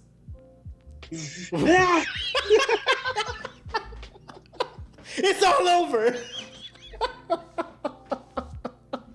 like I read on banana spiders, like they ain't trying to kill nobody. They just out there waiting. But the fact that thing is on me, like in my mind, like I just walked through the nest of all spiders. Like it was, they just what we used to do, we used to do some cruel shit. So we like get one, and then like we had a praying mantis, and we tried to see who win out of the banana spider and the praying mantis. Praying mantis lost every fucking time, but we held. How big were the praying mantises that y'all are putting in there? How big were the praying mantises? They were pretty big. They were pretty big. Mantises. What's the plural of praying mantis? Manti. Is it? Don't quote me on that, but I believe it's manti. Trying to be all educational on this show. Don't come to the smoke pit for grammar lessons, people. No, all right? no. Don't come in here. Don't come in here trying to correct our shit. All right. Y'all know what we fucking meant. Y'all knew what we meant. Full version of that shit. 2 praying mantis size. Fantasy. Mantix. Is that an X? Matrix. Oh man. But yeah, any spider web that I walk through, I just imagine it's the spider from some Jim Henson movie in the 80s, and that motherfucker about to devour me. So Yep. I mean, this is anywhere. If I walk through a spider web, I'm like a Black Widow's on my back. Like, the thing that I hate is when baby spiders do that shit where they throw out the web and they fly and float all over the place. Oh, yeah. Because the little strands just be all over the store parking lot, losing my shit. Like, People looking at They me ain't like, trying to kill you, but you feel like they are trying Right. to kill you. yeah. Because I don't know how many of y'all on this thread. I seen Charlotte's Web. I know what y'all do. But still, I'm still in that store parking lot losing my shit. Like, like Venom. got me. Like They Venom got shot me. me with a web and he, like, Venom's after me. You know what I'm saying? Ah, help me. People are like, he is on that shit. What else we got in here before we show them these patches that they ain't even know about? Well, some know about if they joined early. I don't. Ooh, this one here. Ha. Justin Timberlake versus Bruno Mars. Who you got? Listen, Justin Timberlake is a legend. He is. He is a legend. Started with Mickey Mouse Club. There's my comment. Yep. That is just a bonus of his career.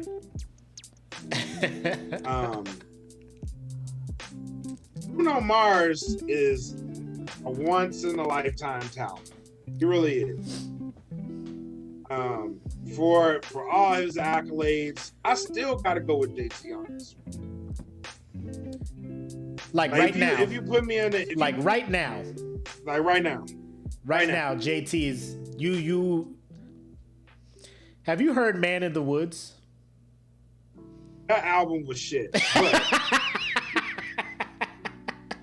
I don't think he did it. I think that was just some shit he did. He did "Man of the Woods," and he saw the Trolls lackluster. made him do that shit, man. He saw the lackluster sales, and he was like, "Hey, yo, Timbo, I need to come back. Hey, let's get back in the lab."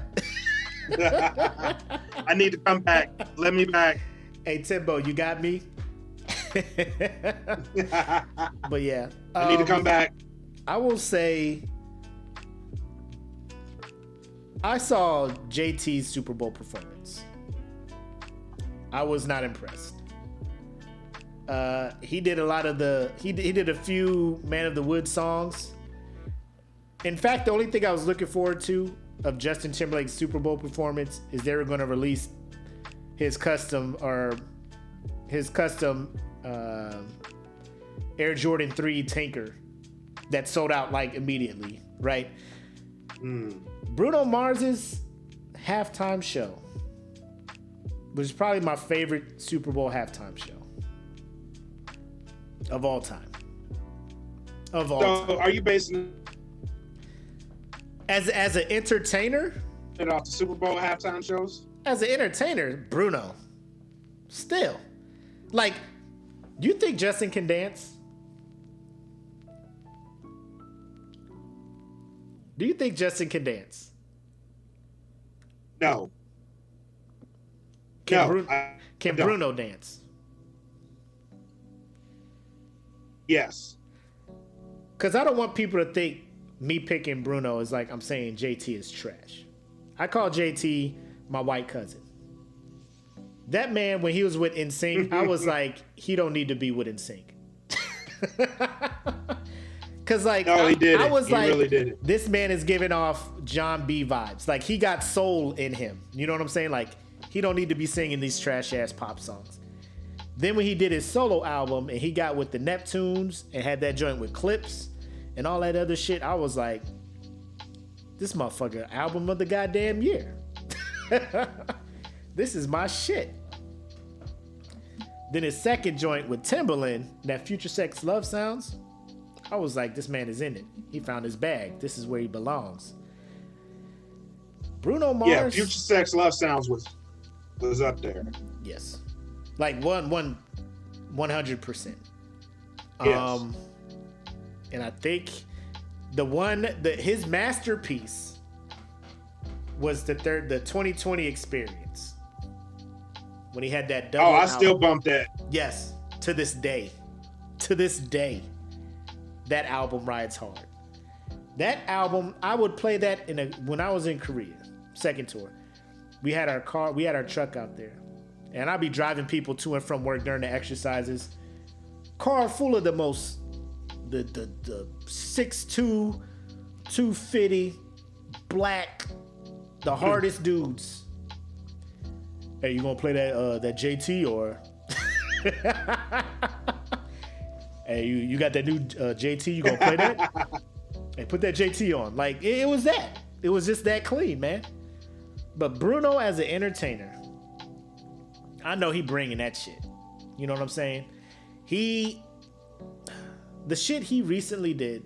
What's his most recent shit? The shit with Cardi B, probably a few years back. The one that was his, because I know he was on. They did a couple songs together. The joint he did that had that New Jack Swing beat to it, Finesse, dripping, yeah, Finesse. That shit had me in my bag, man. That had me in my bag. You there? Oh no. Oh no! My man left. Anyways, we'll see if he pops back on here. But let me go ahead and stop the share. We were all over the place today. No. That's me. Your speaker's not working. Please check your connection or use a different speaker. My speaker is working. Y'all can still hear me, right? This mic's working. I'm saying my speaker's not working, but I'm using my headphones and I hear everything just fine. So, where are we at? We're almost at 2 hours. Yes, y'all. Yes, y'all.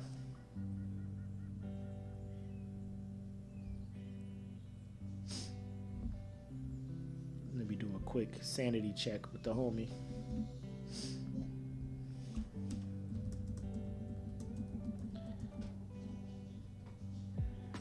Make sure shit's fine, because I want him on here too when we show the patches, because he kind of did most of the legwork for that. So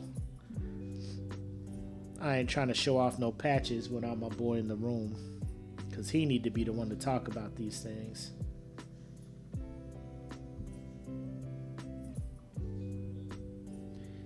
He need to be the one to let y'all know about these. My bad. I had some technical difficulties. Oh, okay. I thought it was me. I was just like, oh, Cox Communications. Yeah. About to fight. Right. So while we were away, I got a delivery from one of the businesses. Oh shit! That I was supposed.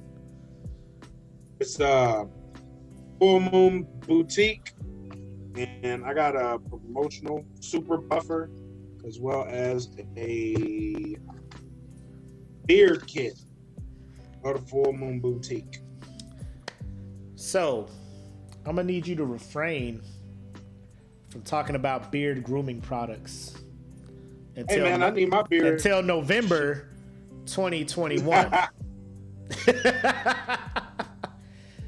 All right. Hey man, I'm trying to help out all the guys. So I hear you. I'm gonna try it out. If my shit come out right, then y'all know where to get it. Bro, I swear, boy, if your shit out here looking like LeBron James' luscious ass beard, Oh no, it ain't gonna get like that. You need money. He had a whole hairline and a beard built just for him. Look, when I look at LeBron, I ain't even worried about this up here because I'm at that struggle. I look at LeBron and I'm just like, if I had money, I too would try to reconstruct a hairline. But since I don't, like, I just let it go. Like, the thing is for me, if you can't grow hair up here, because like when I'm on leaving shit, I see the beard. It's just like, bro, let us take over. Like, let us take over. Be here for you. I got you, and I'm just like, I want you to be here for me. I want you to be here. The thing with me is, I had like 2 big years of beard, right? And then that shit just went gray, and I was like, fuck. Bro, I'm with that. Like, I just want a beard. I'm not a fan of my gray beard. I like it. You going just for men your beard? Fuck no, I'm not doing that. I thought about it, but I was like, nah, I ain't gonna do it. It crossed my mind. Yeah, we're gonna embrace this age. We're gonna have to embrace the age. The salt and pepper look is what's in. Yeah. My wife said it's what's up. But she said that when my hair was starting to turn gray in some spots, but then like my hair just started going away, so then I just shaved all that shit off. So now it's just like, you just get this booty That's face. where I'm at now. Like my hair was gray in spots, and now that shit is just. Let me tell you about barbershops out here. So we understand barbershops and things like that. They're going through a tough time with the COVID, right? It's a tough time. My son, there's a barbershop literally across the street from where we stay at. He went there and got a haircut. Normally it's about $20, 18 for military or whatnot. He went to get his haircut last week. Came back. My wife just happened to be like checking statements and shit. This man paid $36 for a haircut. They upped the prices of their haircuts to $30 to offset the business they have been losing. I'm like, my guy, all you do is go there and you tell them to give you a one all the way around and to point your sideburns and taper the back. How are you paying them that money when I can do that for you here at the house? Like, I would have buzzed your shit myself. Bro, he came back like he was so cool. He was so cool. Like he ain't even come in the house and be like, "Yo, Dad, they charging $30 for haircuts." He just came in and did everyday shit like nothing was wrong. My wife happened to look. She was like, "Your son paid $36 for a haircut." I was like, "What?" Because he paid $30, then he tipped 20%, which is $6. He gave a $6 tip for that. $36 is the tip, bro. It's like restaurants. Gratuity is included, motherfucker. Shit. Yep, it's included. Oh my God. I want that Idris Elba. Oh, what up, Michael?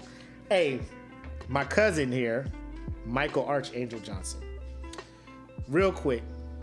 This man, let me tell you something about me, Black. Trip down memory lane. Then we'll show the patches off. All right. Back in the day, correct me if I'm wrong, Malik or Michael. Actually, about 20 years ago, church in San Diego. I ran into my boy here. He's a rapper. I used to write a little something. It was mostly like spoken word. I only wrote shit for Apple, like poems and shit. He was like, "Yo, we should get a Christian rap group going." I was like, "Is that what's up?" Then he put me on to some Christian rap and stuff and put me on. I was just like, "Yo, these cats is spitting. All right, let's do this, whatever." We had a group, a full Christian rap group, my guy. God Syndicate. We was up there. We took the instrumental from, what was it?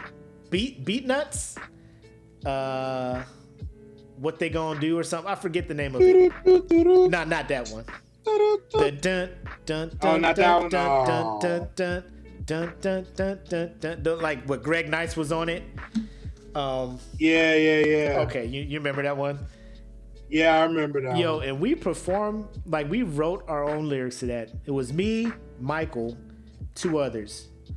And we performed that at, like, I forget what the event was. Our church was having an event. And, like, I was like, I don't know how they gonna feel about this. I don't know how they gonna feel about it. You know what I'm saying? Like, they might be, get this demonic, you know? But they thought it was the new hotness. They were just like, bro, we gonna have you, you know, be head up. You know, we're heading up the youth ministry. When we do things, we're gonna have you perform this song to get the young people. I was just like, oh, they feel it. And then it just kind of fell off. And then it kind of fell off, right? People kind of went their separate ways and stuff. So, like, before we even did anything, like, the band broke up. But my man here has been sticking with it, man. And he's got a joint, like, he sent it to me. He sampled the Autobots or the Transformers 80s cartoon. And it is, oh shit, bro. When he gives me permission, I'll play it. And it's pretty dope. All right. It's pretty dope. Bet. But shout out to Michael, man, Bet. for staying with it, staying true to yourself, and never giving up. And Through he's the ups doing and all the of downs. this. He's doing all of this while serving in the Navy. So my man's been writing and trying to get producers and all this other stuff while he's out That's on a dope. boat. So shout out to you, man. That's But yeah, dope. I was in my bag back then, man. I was like, I'm gonna be the gospel Jay-Z in this mug, man. We gonna have Christian Rockefeller over here. But anyway, you ready to show these patches, my guy? Let's show them off. Yes, sir. Let me go ahead and make sure I got the right folder up, so y'all don't see all my illegal downloaded TV shows. Cox be like, oh, so you was downloading 30 Rock, all 20 seasons. What? You got Amazon Prime? Yeah, They got them all on there. I know. This was like before. Oh. Like this was like Before. Korea, like when downloading okay. was rampant. Yeah. Speaking of which, somebody had a post up about the lime wires. My brother posted that shit. My computer has Oh, never man. recovered, man. My first laptop. R.I.P. R.I.P. Yeah, I That's can't. Oh, 3 here it computers goes. just off Kazam alone. Bro, when LimeWire started fucking up, and then they were just like, just use FrostWire. I was like, oh, it's the same interface. Nothing in me was thinking like it's the same motherfuckers that fucked up my last laptop. This should be perfect. Nothing can go wrong. System 32. You still remember it? Yo, I'm System sitting here like, 32 is just to fuck your why shit. my laptop ain't booting up right?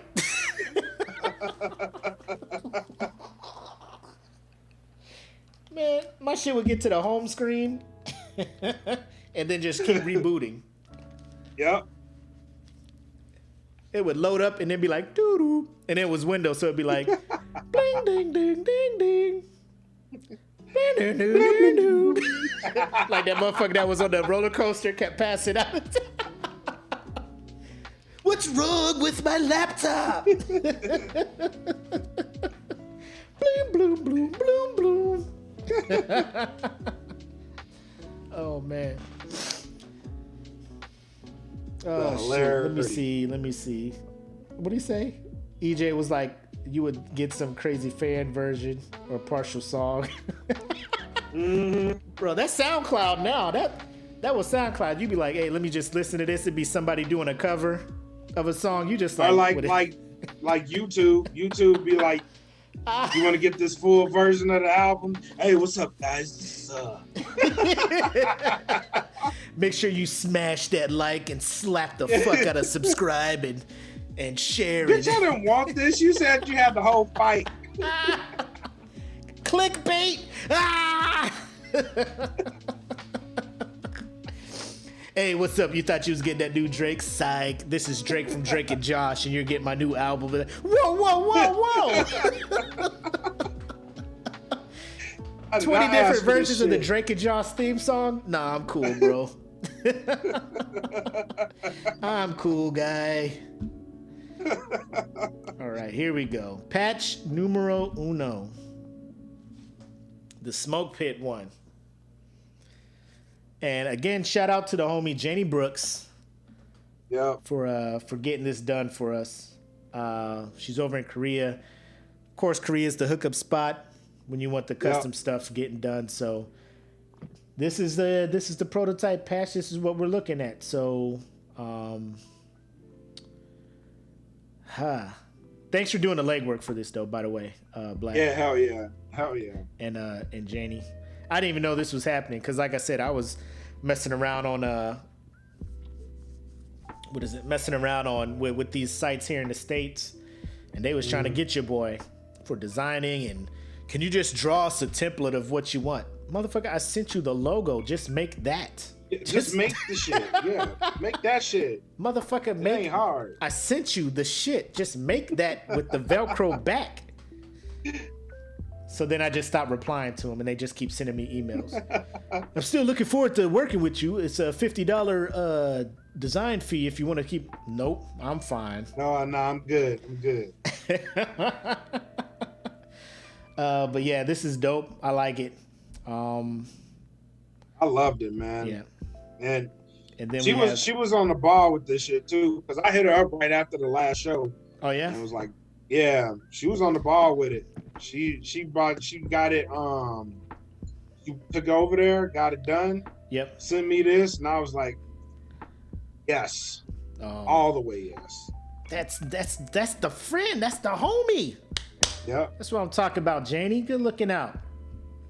Good looking out. And this is the Dat Feeling Podcast one with their motto, always question the answers. Yep. Never settle. Always do your own research, pretty much. You know what I'm saying? Just don't be buying off of fake news, clickbait, stuff like that. Question the answers. Get the facts. And so these are the two patches that we got working on, that we are getting worked on. So I think they already been designed. It's just about the money, the shipping, all that, because these will be coming to us from Korea. So, and then shout out also, if you catch this, David DeBoard, call sign Woody. He is heading out that way too. So we will have two connects out that way to try and get some stuff. And he was the one talking about jerseys and shit. So I don't know. We may have to send him some stuff to so he can go up there and hook us up and send some stuff back as well. Oh, they said they only seen the first one. Oh yeah? Yeah. So you just saw the Smoke Pit one, right? They didn't see the Dat Feeling Podcast. All right. Why is my screen sharing paused? So they see this one. Yep. All right. So if I close this. What is happening? Hold on. I'm going to get it. I'm going to get it out there.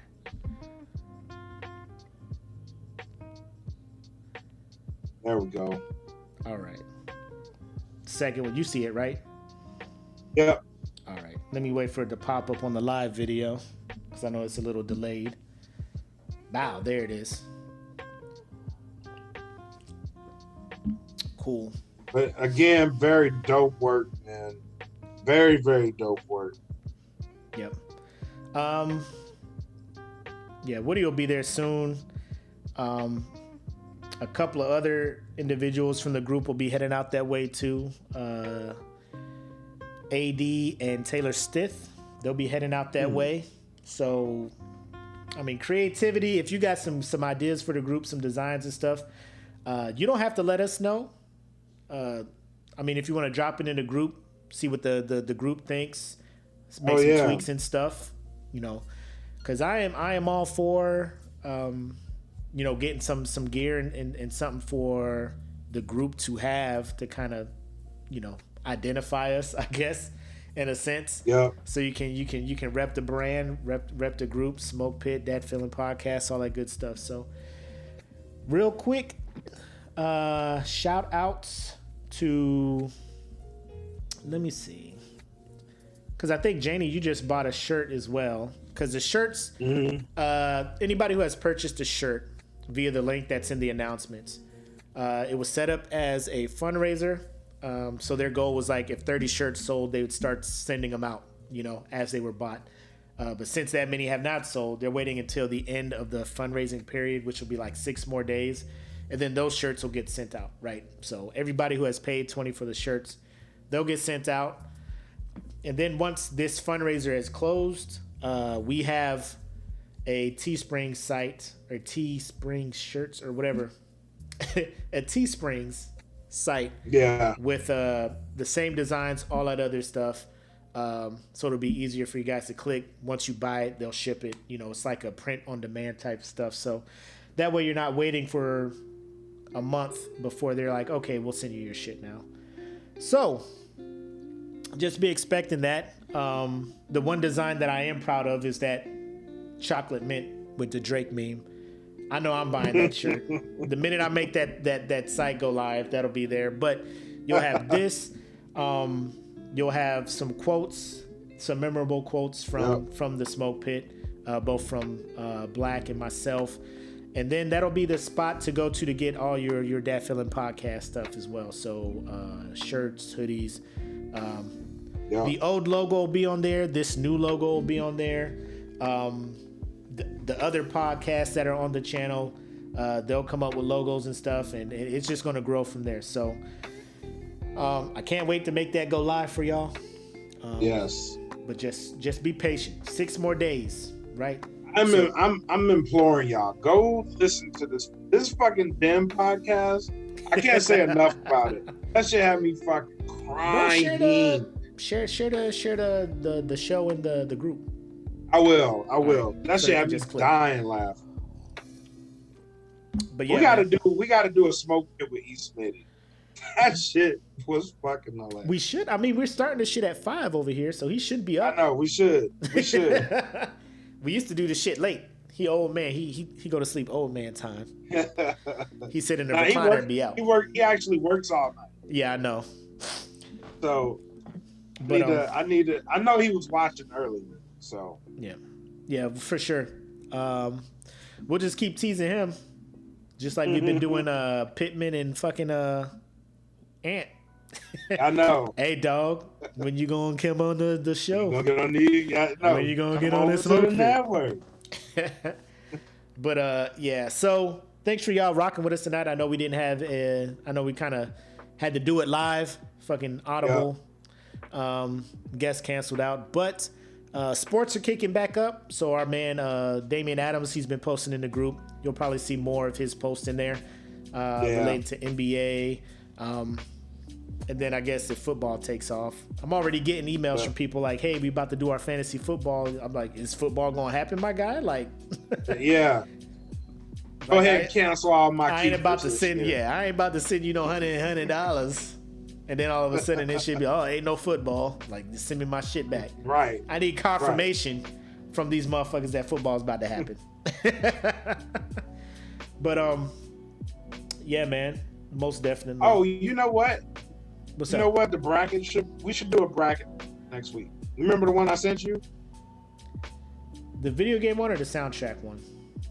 The soundtrack one. We should do that one. All right. Actually, we should put it on the Patreon. If you are a Patreon subscriber, we'll put this up and let you vote on it. Video games or the soundtrack? Or the soundtrack, yeah. All right, cool. We'll let you vote on it. Cool. How many? We got like 12 spots left for the Patreon, right? Yeah, we got 12 spots left. So if you want to beta test, the beta test for our Patreon is $1. Yes. Come in for $1. Fuck it, I'll just say it now. If you come in for $1, that will be your membership as long as you are a patron of ours. There's only 12 spots so left. They're getting, after that, they're getting all the stuff. All the exclusive things. You get all for the shit $1 for $1.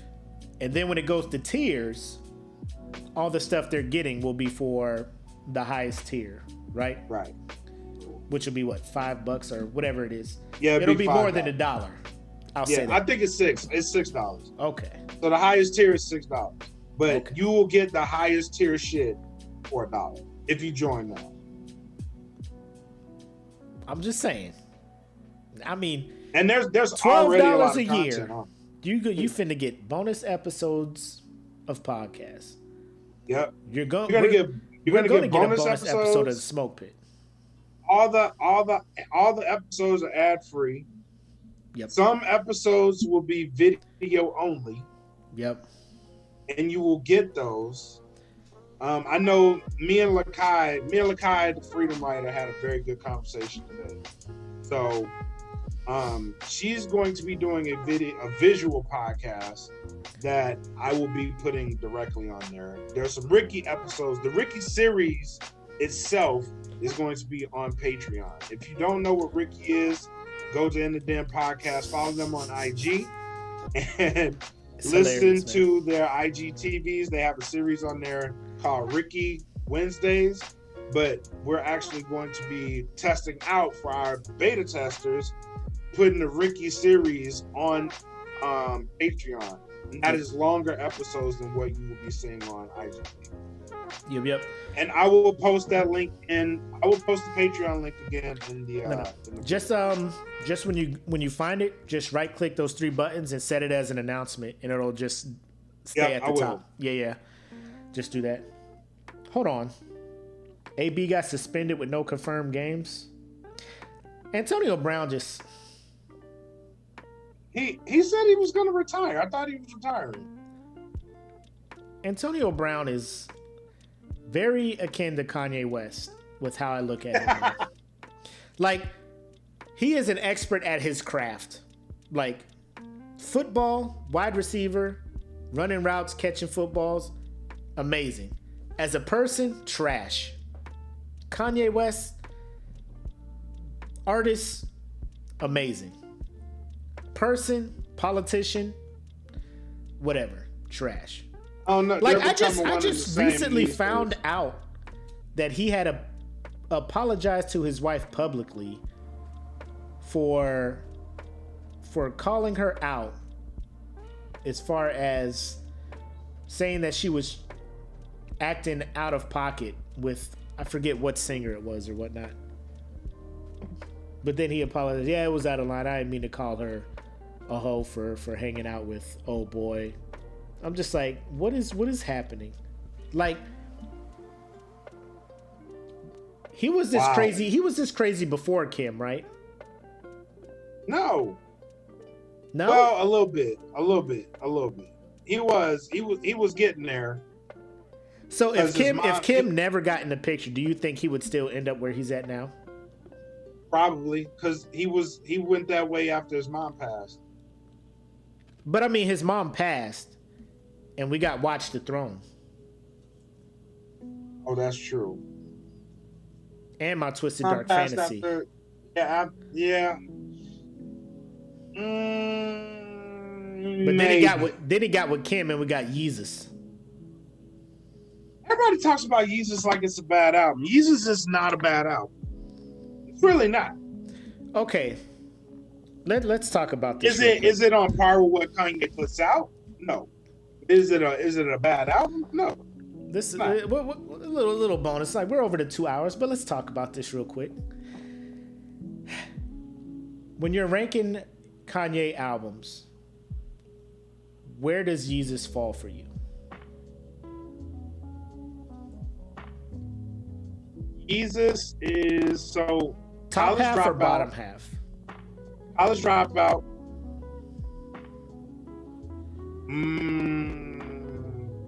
Fantasy. Late Registration. Graduation. Yeezus. Yeezus is 4? No, 5. Oh.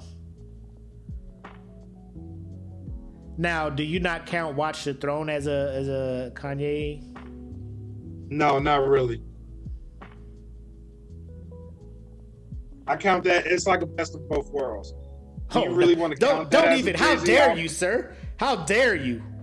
No, I mean, in terms of counting it as albums. Okay. You know what I mean? It's a joint venture. So you like Yeezus? Not that it's trash. You like Watch the Throne is a Jesus beautiful more album. than The Life of Pablo. Yes, I can say that. And I love The Life of Pablo. I tolerate The Life of Pablo. for certain songs though, you know. Like it's a far cry from where Kanye was. You know what I'm saying? It is, but if you look at this album, it has some shit on it. Jesus has some low key shit on it, but if you like Bound to, so I'll say this real quick. Bound to, beautiful. It's a beautiful song. Jesus, Oh My Liquor is an underrated song on that album, which that was like one of the first times we heard Travis Scott as a producer. Then you had Black Skinhead. Black Skinhead was a dope ass song. Woo-hoo. That's just 3 joints off that album. That off the top of my head, that Bound was a fucking monster. It was. Jesus is not a bad album. Jesus is really not a bad album. Is it the best Kanye album? I listened to Jesus numerous times because it came out when I was in Korea and I was in the gym and I'm just like, I'm gonna just play this song during my workout. Numerous workouts were to Jesus and I'm just marinating. That was Fantasy for me. Because Fantasy came out when I was in Korea. Fantasy, I instantly loved Fantasy. When Fantasy came out, I was working out every fucking day to Fantasy. I was running to the gym. Yes. Hour. Yes. Oh my. Whew. Monster. Yes. So appalled. Oh my God.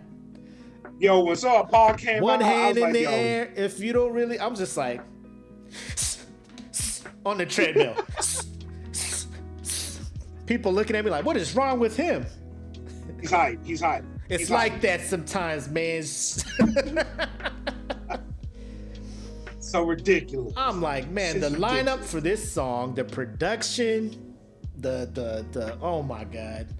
He was in his bag. So, and I was so proud because 808 and Heartbreaks, people were giving him shit for. And that album is not bad to me. It grew. It's not. It had to grow on me.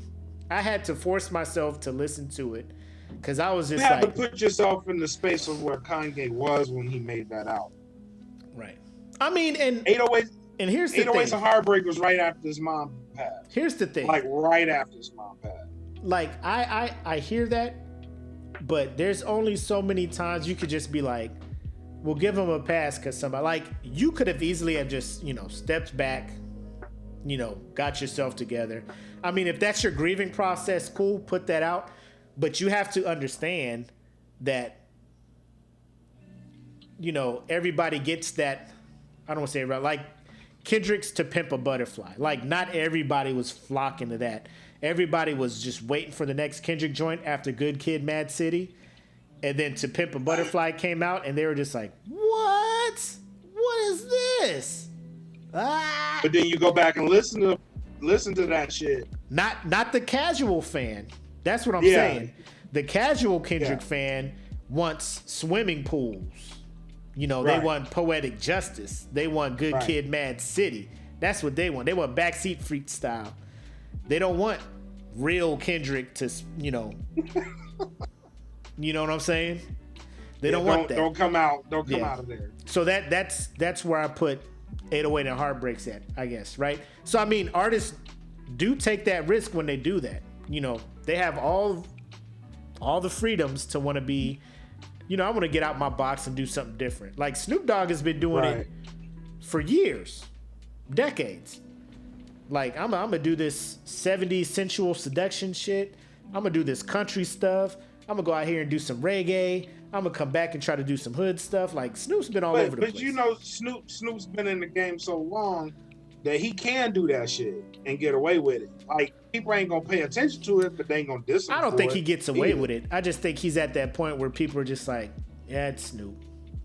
He's gonna do his own shit. Yeah, it's Snoop.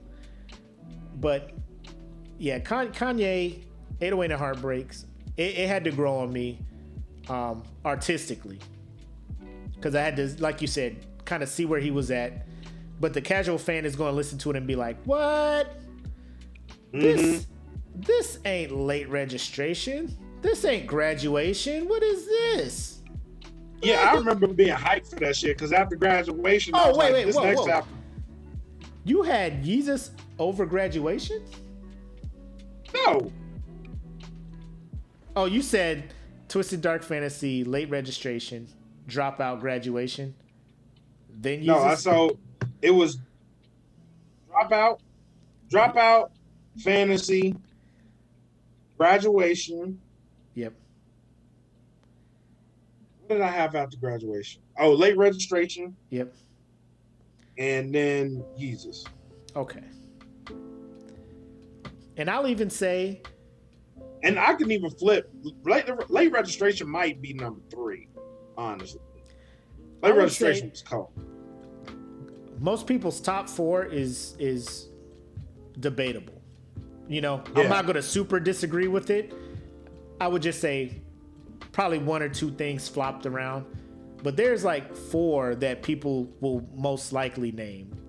The Twisted Dark Fantasy. The top four is definitely it's college not dropout, debatable late shit. registration, graduation, and fantasy. That's Yes. the top 4. Yes. Now, whatever order you want to put them in Yes. is By all you means. can debate that shit all day. By all means. Those are the top 4 albums. Whoa. So my homeboy, Michael, is like, you know who went his own lane and killed it? Pitbull. How you feel about Pitbull?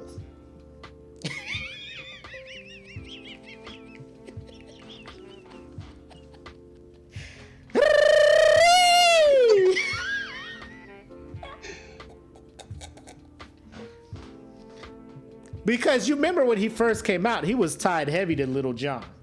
He was. And he was supposed to be like the hood street, you know what I'm saying? Cuban, you know what I'm saying? Nah. I don't know what he's doing now.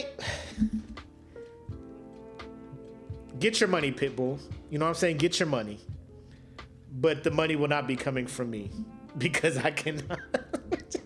It's only fair. It's only fair. Do what you do, Pitbull. You got an audience. You know what I'm saying? Just not over here. Not Mr. over 305, like.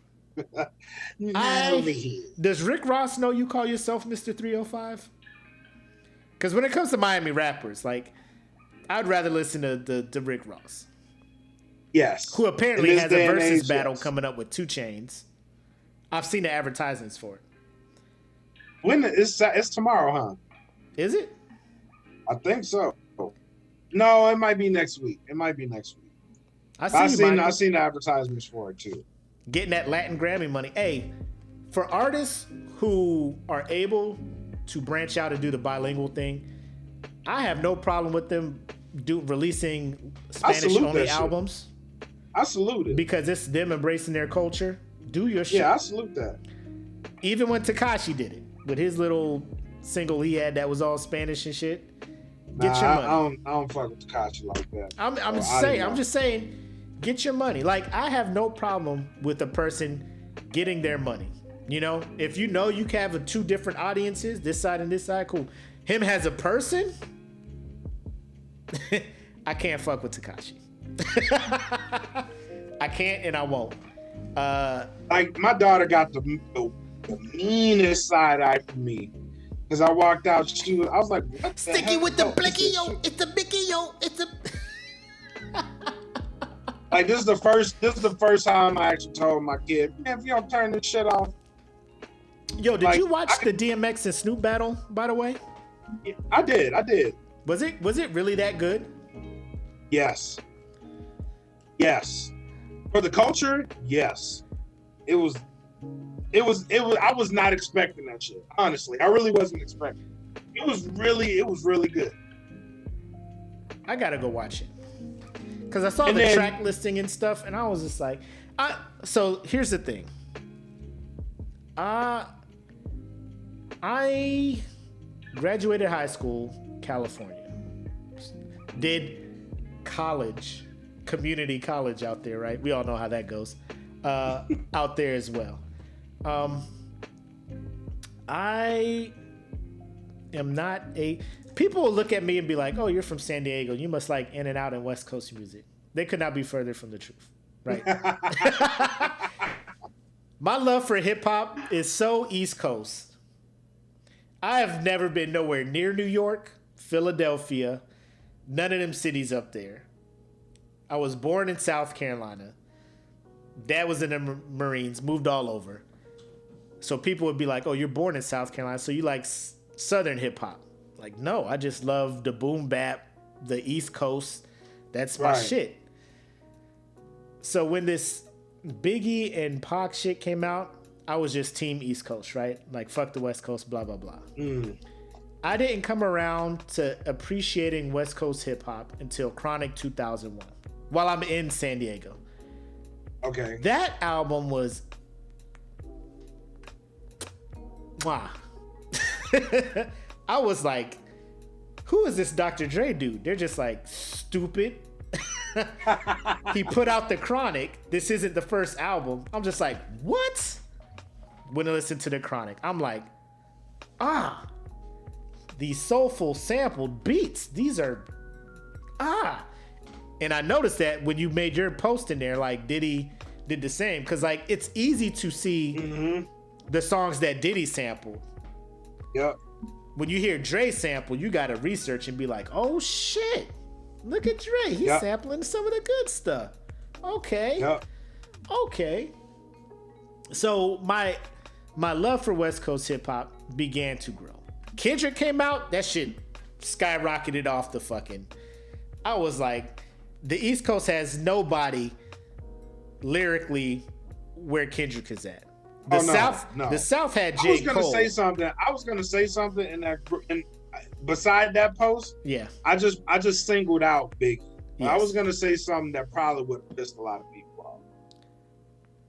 Go ahead. It would have pissed. Go ahead, say it. I know it would. Say it.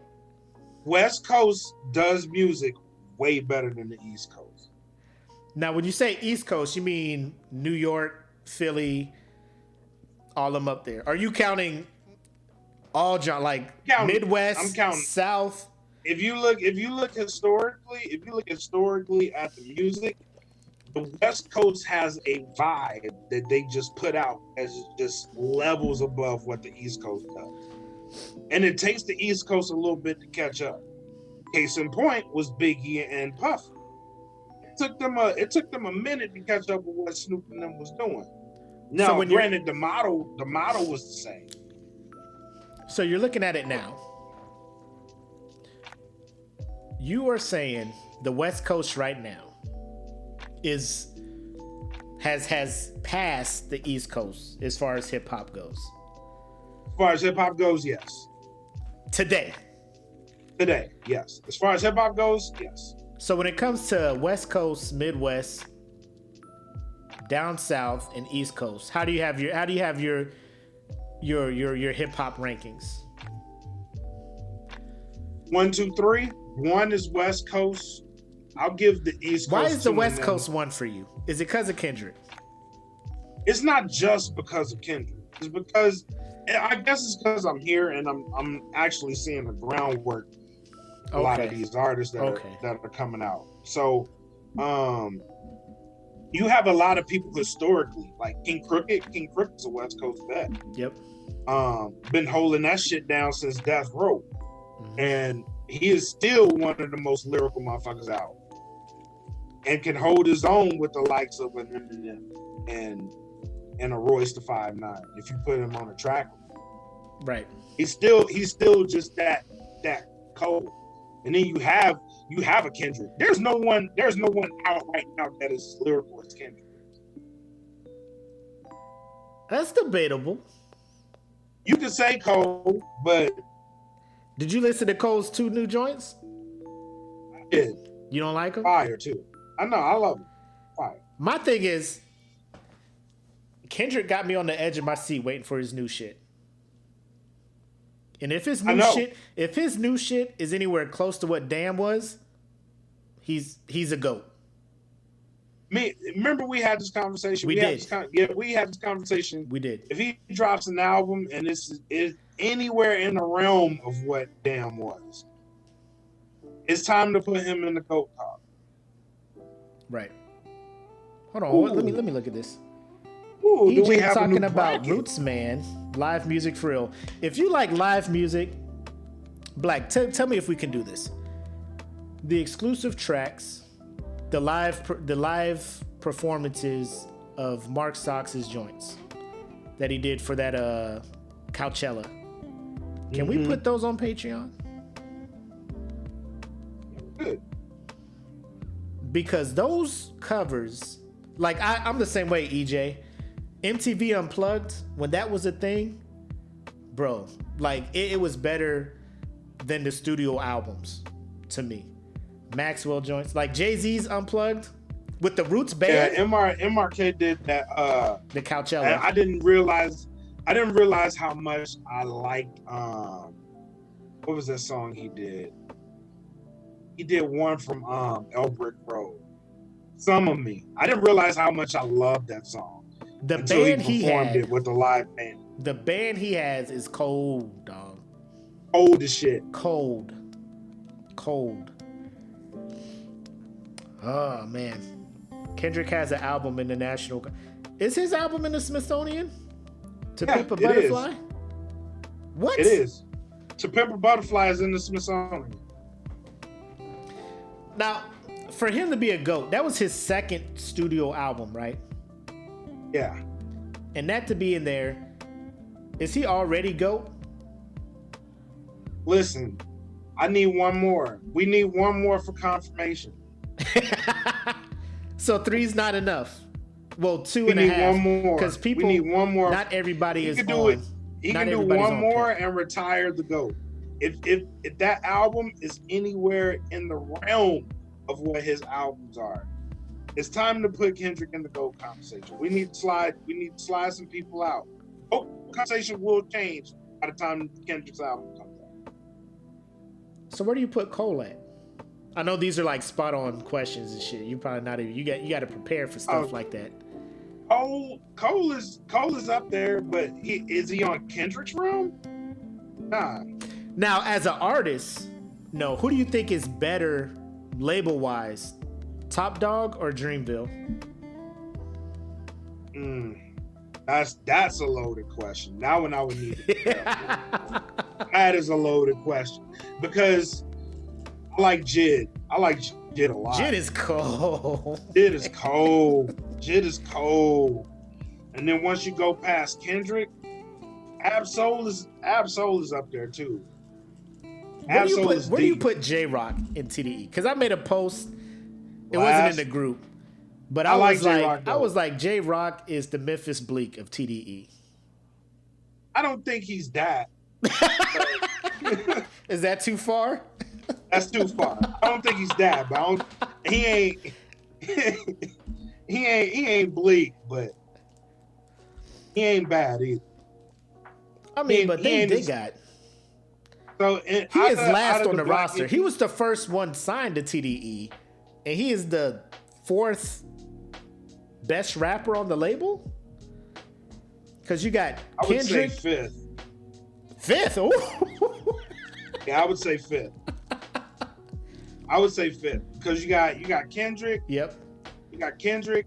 Absol is number 2 behind Kendrick. Yeah. Then you got Isaiah Rashad is number 3. Schoolboy Q is number 4, and then you gave Schoolboy 4. I was going kind of back and forth, but I give Schoolboy 4. Yeah. Yeah. I mean, I don't hate J-Rock. I feel like the people who TDE signed after him were just light years past him lyrically, artistically. I think he feels it too, because like each one of his albums, I'm just like, I don't see no growth as an artist with him. He has a style. Wow, they going R&B artists over. God damn. Somebody put SZA and Sir over him. I'm talking about rappers. Now, R&B wise, Dreamville has Ari Lennox. And she had her album, I think, was it last year? Yeah. Shea Butter Baby. And then Yeah, SZA had Ari Lennox dropped Control. the whole album. Both of them, I mean, you flip a coin any given day. Whatever I'm in the mood for, SZA or Ari Lennox. It's, you know what I'm saying? It's not one is Right. definitely better than the other. But Dreamville has this group, Earth Gang, that people are touting to be the next Outkast. I don't see them as that. I see them as their own group. They're pretty cool. You got to stop touting people as the next so-and-so. You know what I mean? I mean, Because that's if for me, all that did was make me go listen to them. Because, like, when you say shit like that, I'm like, right. them is fighting words, my guy. Like, Yeah. what is you talking gotta about? prove that. So I go listen You to got them. to prove that. Yeah. Because they're not saying it. Earth Gang isn't saying it. Other people are saying Right. it for them. Right. Because Earth Gang knows. They're just like, bro, we probably would not be here if not for Outkast. We're not trying to be the next right. Outkast. We're trying to be the first Earth Gang, right? I would say label-wise, I think J. Cole is doing a better job Dreamville because their compilation albums are better than... I don't even know if TDE has compilation albums or whatnot. No, they were supposed to do a Black Hippie album, but never did.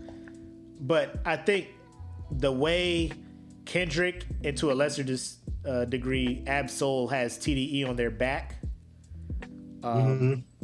First of all, let me just say, Ab-Soul don't get the love he needs to be getting. Like, Kendrick is great. Ab-Soul is cold. Kendrick is great. I get it. You know, Kendrick is ridiculous. But, I mean, y'all gotta listen to other people, too. Like, don't just be like, TDE is Kendrick, you know? Right. But yeah, so with that, I think those are the because the East Coast has this new movement with like Freddie Gibbs, Benny the Butcher, these guys up there who lyrically are nice. They nice. True.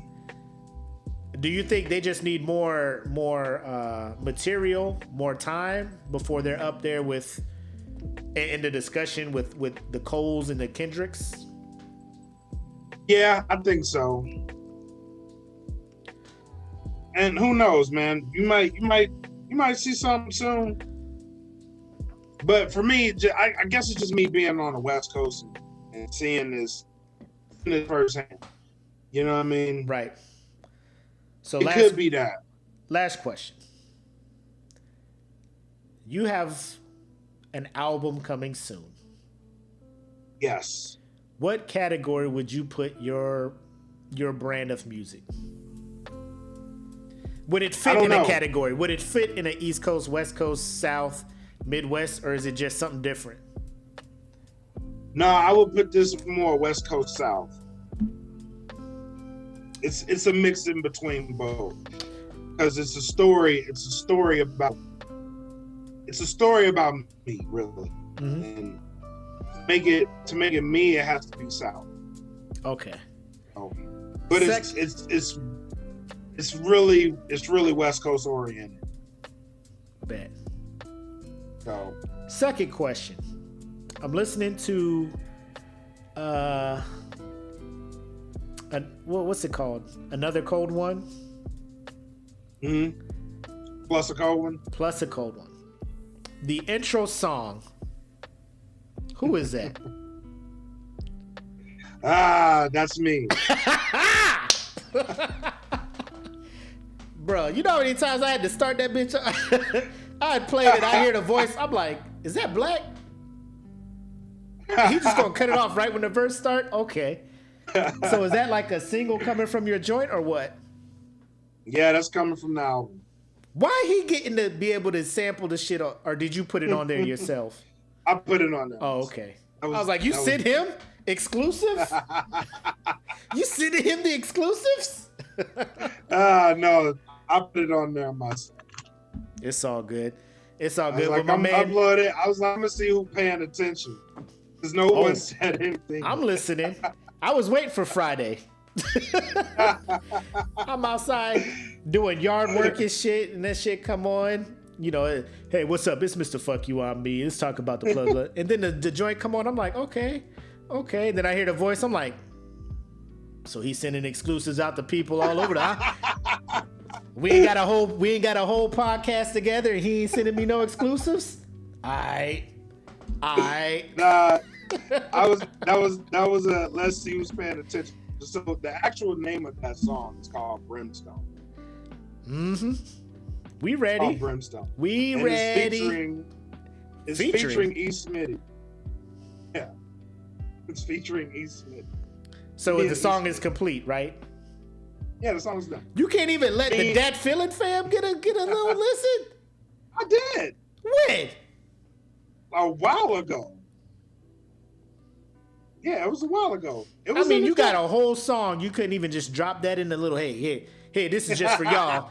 Don't share it. No, I did. I put it in the chat like a while ago. This is a while ago. I'm talking about a downloadable. Let me get this shit when I'm in the chat. Man, let me go look this stuff. It's an MP3 file in the chat. Because I know my man Michael Johnson sent me his joint via text. He was like, hey, don't send it. Like a while ago. Everybody else is just now hearing it. Let me go look. Let me look. Let me look and see. Yeah, I may be off. Me and E. Smitty. I have been sipping. And but we waiting, me. Bro. Actually, if you want to be technical, it's me, E. Smitty, and DJ 110 because DJ 110 did the scratch on the hook. So it's us three. Yeah. What? Let me find out. You snuck some shit in there. Let me find out. Yeah, it's been in the chat for a minute. Let me find out. Actually, I put a couple shits in there. Like I got one. I did a verse for one. I put one in there, but that song's done. Actually, like 3 completed songs, but I only put like a verse in there. Mm-hmm. But yeah, they're all in the chat. All right, let me go look. It's in there. Let me go look. The Facebook one, right? Yeah. Okay. It's been in there. Let me go look. Anyways, I know we in here just bullshitting and shit. This will probably be. We'll throw this audio in on the Patreon one. We'll do that. We'll cut the audio for the free one at the before we started chopping up about hip hop shit. Yeah. This will be bonus stuff. Bonus content that we'll be throwing out there for the Patreons. Don't think that we're not trying to give Patreons their money's worth. Don't think it. Because we got shit coming up. We got shit coming up. If you go to Patreon right now, there's episodes, and actually I was putting up episodes in there earlier today. There's episodes that won't be coming out for like the next couple of weeks. Yep. I tried it. Patreon is always going to be the first one to get it. Because I usually just get the file, edit what I got to edit, and then I'll put it in the Patreon. Yep. Then I'll put the ads and stuff on everything else and then throw it out. But yeah, go to Patreon. Patreon gets it first. You get it first, you get it ad free, and then how about this? If you sign up now, you will be one of the people that will get paid. Oh, you just go put it out there now, huh? All right. My bad. That is a fact, though. We really want to appreciate everybody who is really on board with helping grow the brand, grow Dat Feeling Podcast, grow the Smoke Pit, all that stuff. So, 100%. Like you join the Patreon, we get these patches, because the initial quantity was 10 of each, right? Based on the shipping and all that. But I was willing to come out of pocket to get some more to make sure everybody at the Patreon got their free patch, shipping included, all that stuff. So we want to thank you guys from the bottom of my hearts. And this is one way that we can show you how to show you guys that we really appreciate that you guys are helping us grow and do what we got to do. You guys are awesome. Yep, and like, shout out for awesome. again, because like at first, like I'm sending these shirts out for the winners, and like one of the winners was in Australia, and they were just like, yeah, shipping and all that, it's a $50 shirt. I was like,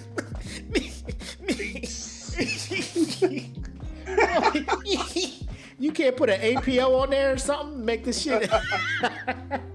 But nah, it's getting sent out there, man. Like, I just want to make sure everybody knows that we're serious, you know, and well, I'll put it this way: the more support we get from you guys, the easier it will be for us to do these giveaways and to provide you guys with stuff. Because like, I can only come out of pocket for so much. You know what I'm saying? I got a whole family. Same. I got people we got to Same. feed and shit, legally responsible for, you know, or I'll go to jail, you know. I can't be in court being like, why your people starving? Why y'all homeless?